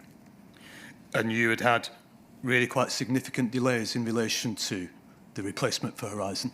We had at that stage, and I think what had happened by, I think we said it was May 23, this meeting, I seem to recall. April 23. April 23. Yeah. So by April 23, we had embarked on two very clear streams of work. One was around the design and build of the system, and the second piece of work, which was initiated in January of that year, was around the deployment, training, and rollout of the system. And there were two very distinct pieces of work. And so that was the point I was trying to draw to the attention of the department. So by April 2023, was the design and build of the system pretty much set in stone? Or were the decisions still to be taken? It's a difficult question to answer. I think we had not got to the stage of release 2. We hadn't, at that stage, developed the banking and total mails functionality of NBIT, and so there was still a long way to go. So it was quite early in terms of its evolution. We were still having conversations about, is this a replacement for Horizon, or is this a modern system development that is going to ensure that postmasters are in a very different, put in a very different place? And I think if I look back to 2019, it was very much we are replacing Horizon, as opposed to this is going to be a full-scale transformation of the underlying EPOS system, which is very much the attitude today. And I think that's one of the core distinctions between why, when we set out on this journey, the replacement was 180 million or thereabouts, and why that cost has obviously increased as a consequence of what we've learned through the inquiry. But more importantly, that we want a system that is more than just a replacement, but actually is a whole-scale transformation of the way we do business in the Post Office. Can I just take you to the final paragraph on page 1 of this document that I brought up? It reads, Kevin Hollingreich asked how Post Office is going to try to find a number that they are comfortable with for the cost of replacing Horizon. Nick Reed said that they are considering more of a modest approach rather than something transformative. For example, not rolling it out to all 11,500 branches and opting for the minimum viable product. Another issue is that we don't know what the future of Post Office will be, and designing a system that will work for Paul in decades to come is difficult. Is that reflective, Mr. Reed, of there being very firm decisions about what this was going to look like in April 2023? I think the issue here is that the department had decided to withhold funding. They were concerned about the potential cost of the replacement system, and they wanted us to consider other options, and all options, in fact. And it was at this stage that we came back and had a broader conversation around, well, what are those options? And so there isn't any certainty here, is there? And you were essentially considering something less than transformative. Yes, I mean, that was one of the options that was on the table. Yeah.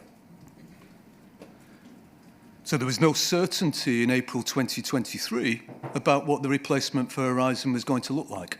Well, we thought we were on a particular journey, and the government were concerned about the increasing cost, and they wanted to get assurance from that, which is obviously why we've had two external parties assure for the government on their behalf what exactly is being developed. Can we go to the second document I'd like to look at, please, which is Post Office 008-648. And before I ask you questions about this document, Mr. Reid, we heard evidence from Mr. Railton on Tuesday that you've already referred to. Yes. Yeah. And you were present when Mr. Railton gave his evidence. I was indeed. Yeah. And Mr. Railton has been interim chair since the 24th of May 2024. That's correct. And these are board minutes from the 4th of June of 2024, so just over a week after Mr. Railton became interim chair. You're present, obviously, as NR, and Mr. Railton is NR with a lowercase a. That's correct. Now, page 5 of 21, I'd like to look at, please, because this deals with the strategic platform modernisation.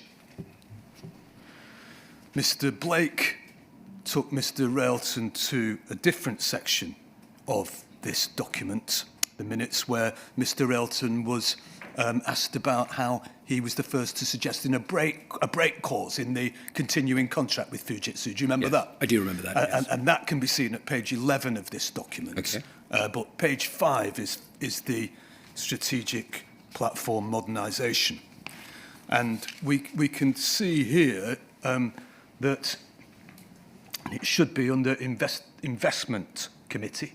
So it should be down the page. Yeah, there it is.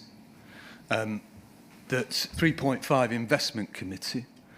And key points advised the investment committee met on May 16th and focused on SPM, the strategic platform modernisation. There were uncertainties in respect of this project across a number of issues, including funding. So this is June 2024, Mr. Reid, only some 5 months ago. 4 months ago, in fact. 2 external reviews had been completed in respect of the project, and both concluded red ratings. The build/buy points had been considered, although the build approach without the necessary in-house expertise seemed flawed. Mr. Railton shared his view that the conversation on buy/build was the wrong question and thought that the question was build/build, and then the question was whether to build internally or externally. There needed to be a number of conditions met for a successful internal build, however, such as stable business, good governance, and quick decision-making. With the company not fulfilling these conditions, the view of Mr. Railton was that a third party should be commissioned to build. Mr. Railton advised that he saw 3 options. Firstly, SPM could carry on as was. Secondly, a third party could be engaged to build the new system. And thirdly, that Horizon could be brought in-house. All of these options needed to be carefully considered. The dashboard reporting to the investment committee showed 17 red platinum projects. A number of these were outside appetite although there was a lack of clarity around the definition and terms were not used consistently throughout the business. It was noted that issues in respect of the copper stock project, including management of the contractor and communications. There's still really quite a lot of uncertainty around SPM even in June 2024, isn't there? Different uncertainty, but yes, there is uncertainty. Yeah. And that's the new chair coming in essentially suggesting there needs to be root and branch consideration of this. That is correct. Yeah. And that's only 4 months ago. 4 months ago. Yeah. Mr. Railton was asked by Mr. Blake when he gave evidence the following, and this is at page 164 of his evidence. We've seen in the YouGov report, for example, and in evidence that the inquiry has heard, of issues still being experienced by sub-postmasters in relation to their use of Horizon. And that's the importance of it, Mr. Reid, isn't yes. it? It's still ongoing. Is it possible, is it likely, that sub-postmasters are going to be using that same system into 2030? And Mr. Railton replied, it is possible. I don't think it's likely, and certainly our intention and the intention of the new team is to move away from Horizon to a new system that can deliver. I'm sorry to go back to the strategic review, but a system that's fit for the future as soon as possible, but to do that in a way that doesn't disrupt postmasters' activities. So that was the answer as to whether or not, essentially in 2030, which is when the Fujitsu contract is due to run out, isn't it? Well, we haven't got agreement to a 5-year commitment, yes, but that was the plan. Yes. That's the possibility. Is there a firm decision in the strategic review as to how to do this? I'm not asking you what the decision is. Is there a firm plan now in respect of all of the replacement for Horizon in the strategic review? I've not yet seen the specifics of this. As you're probably aware, for the last 6 weeks, I've stepped back to focus on the corporate statements associated with the inquiry, and that is something that I'm sure at the end of this particular session I will be back involved in that activity. So I can't give you that assurance at the moment, Mr. Maloney. Has it taken too long to find a replacement for Horizon? Yes, it has. And do you bear any responsibility in how long it's taken, Mr. Reid? Yes, I mean, if you go back to my last statement that I made, the very last pages on that statement, I have a number of regrets, I think, in my 5 years in the business. And one of those regrets is the inability to have the bandwidth to get involved in the SPM program and project as much as I would have liked, having been spread a bit too thinly. And that is a big regret of mine, and I wish that I'd had more time to do that. One of a number of regrets, but that was certainly one of them which I expressed in my statement. That's all I asked, Mr. Reid. Thank you. Thank you.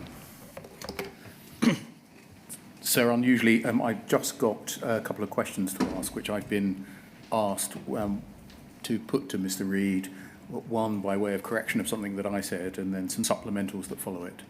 Yeah, sure, Mr. Beer. It'll be less than 5 minutes.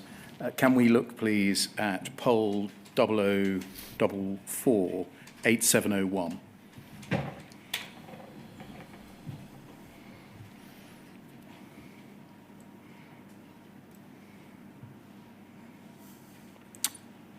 Thank you. You remember I showed you this letter. It's Mr. Vamos's letter, the Dear All letter. Yes, indeed. And I drew your attention to the third paragraph, the fourth line, in which it was said, in reality, it's highly likely the vast majority of people who've not yet appealed were in fact guilty as charged and were safely convicted. Yes? You did, yes. I suggested that this was put up on the Post Office's website. Yes, you did. But it was no longer on the website. In fact, it's been drawn to my attention that it is still on the Post Office's website. The website, which I'm looking at now, contains some text alongside it, i.e. the publication of Mr. Vamos's letter. It says, the Post Office has published on the 22nd of February 2024 correspondence from the 9th of January, that's your letter, to the Lord Chancellor, sent by the Post Office to the Ministry of Justice, copied to the Department for Business and Trade. The purpose of the correspondence was to explain the work that the Post Office had requested its legal counsel, Peters and Peters, undertake to proactively identify on the papers available any convictions that could be unsafe. This was primarily to offer the government any support that might assist them as they consider relevant issues in advance of passing legislation without any value judgment on what the correct course of action might be. The letter references a note provided by Post Office's legal counsel. This note was not solicited by the Post Office and, as can be seen, was sent to express the personal views of its author. Post Office was in no way seeking to persuade government against mass exoneration. Post Office are fully supportive of any steps taken by government to speed up the exoneration of those with wrongful convictions and to provide redress to victims with the information having been provided to them to inform that consideration. So your letter of the 9th is published, Mr. Vamos's Dear All letter is published, and then there is this explanatory text alongside it, which says Post Office was in no way seeking to persuade government against mass exoneration. Can we look, please, at your letter of the 9th, poll 0044 8381.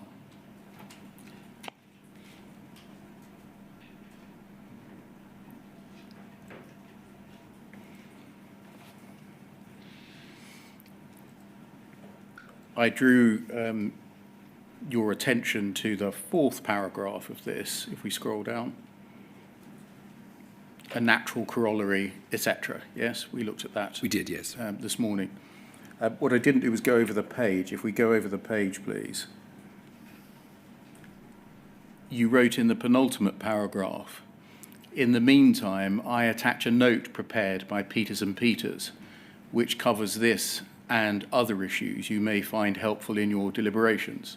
And that's the Vamos Dear All letter. So whoever the Dear All was sent to, it had certainly got to you by this time, hadn't it? It looks like it, yes. The covering text on the Post Office website, when it speaks about the Peters and Peters note, essentially takes 2 points. It says, firstly, Mr. Vamos's note was not solicited. Yes. And secondly, it says it expresses the personal views of its author. Was that the Post Office distancing itself from the content of Mr. Vamos's letter?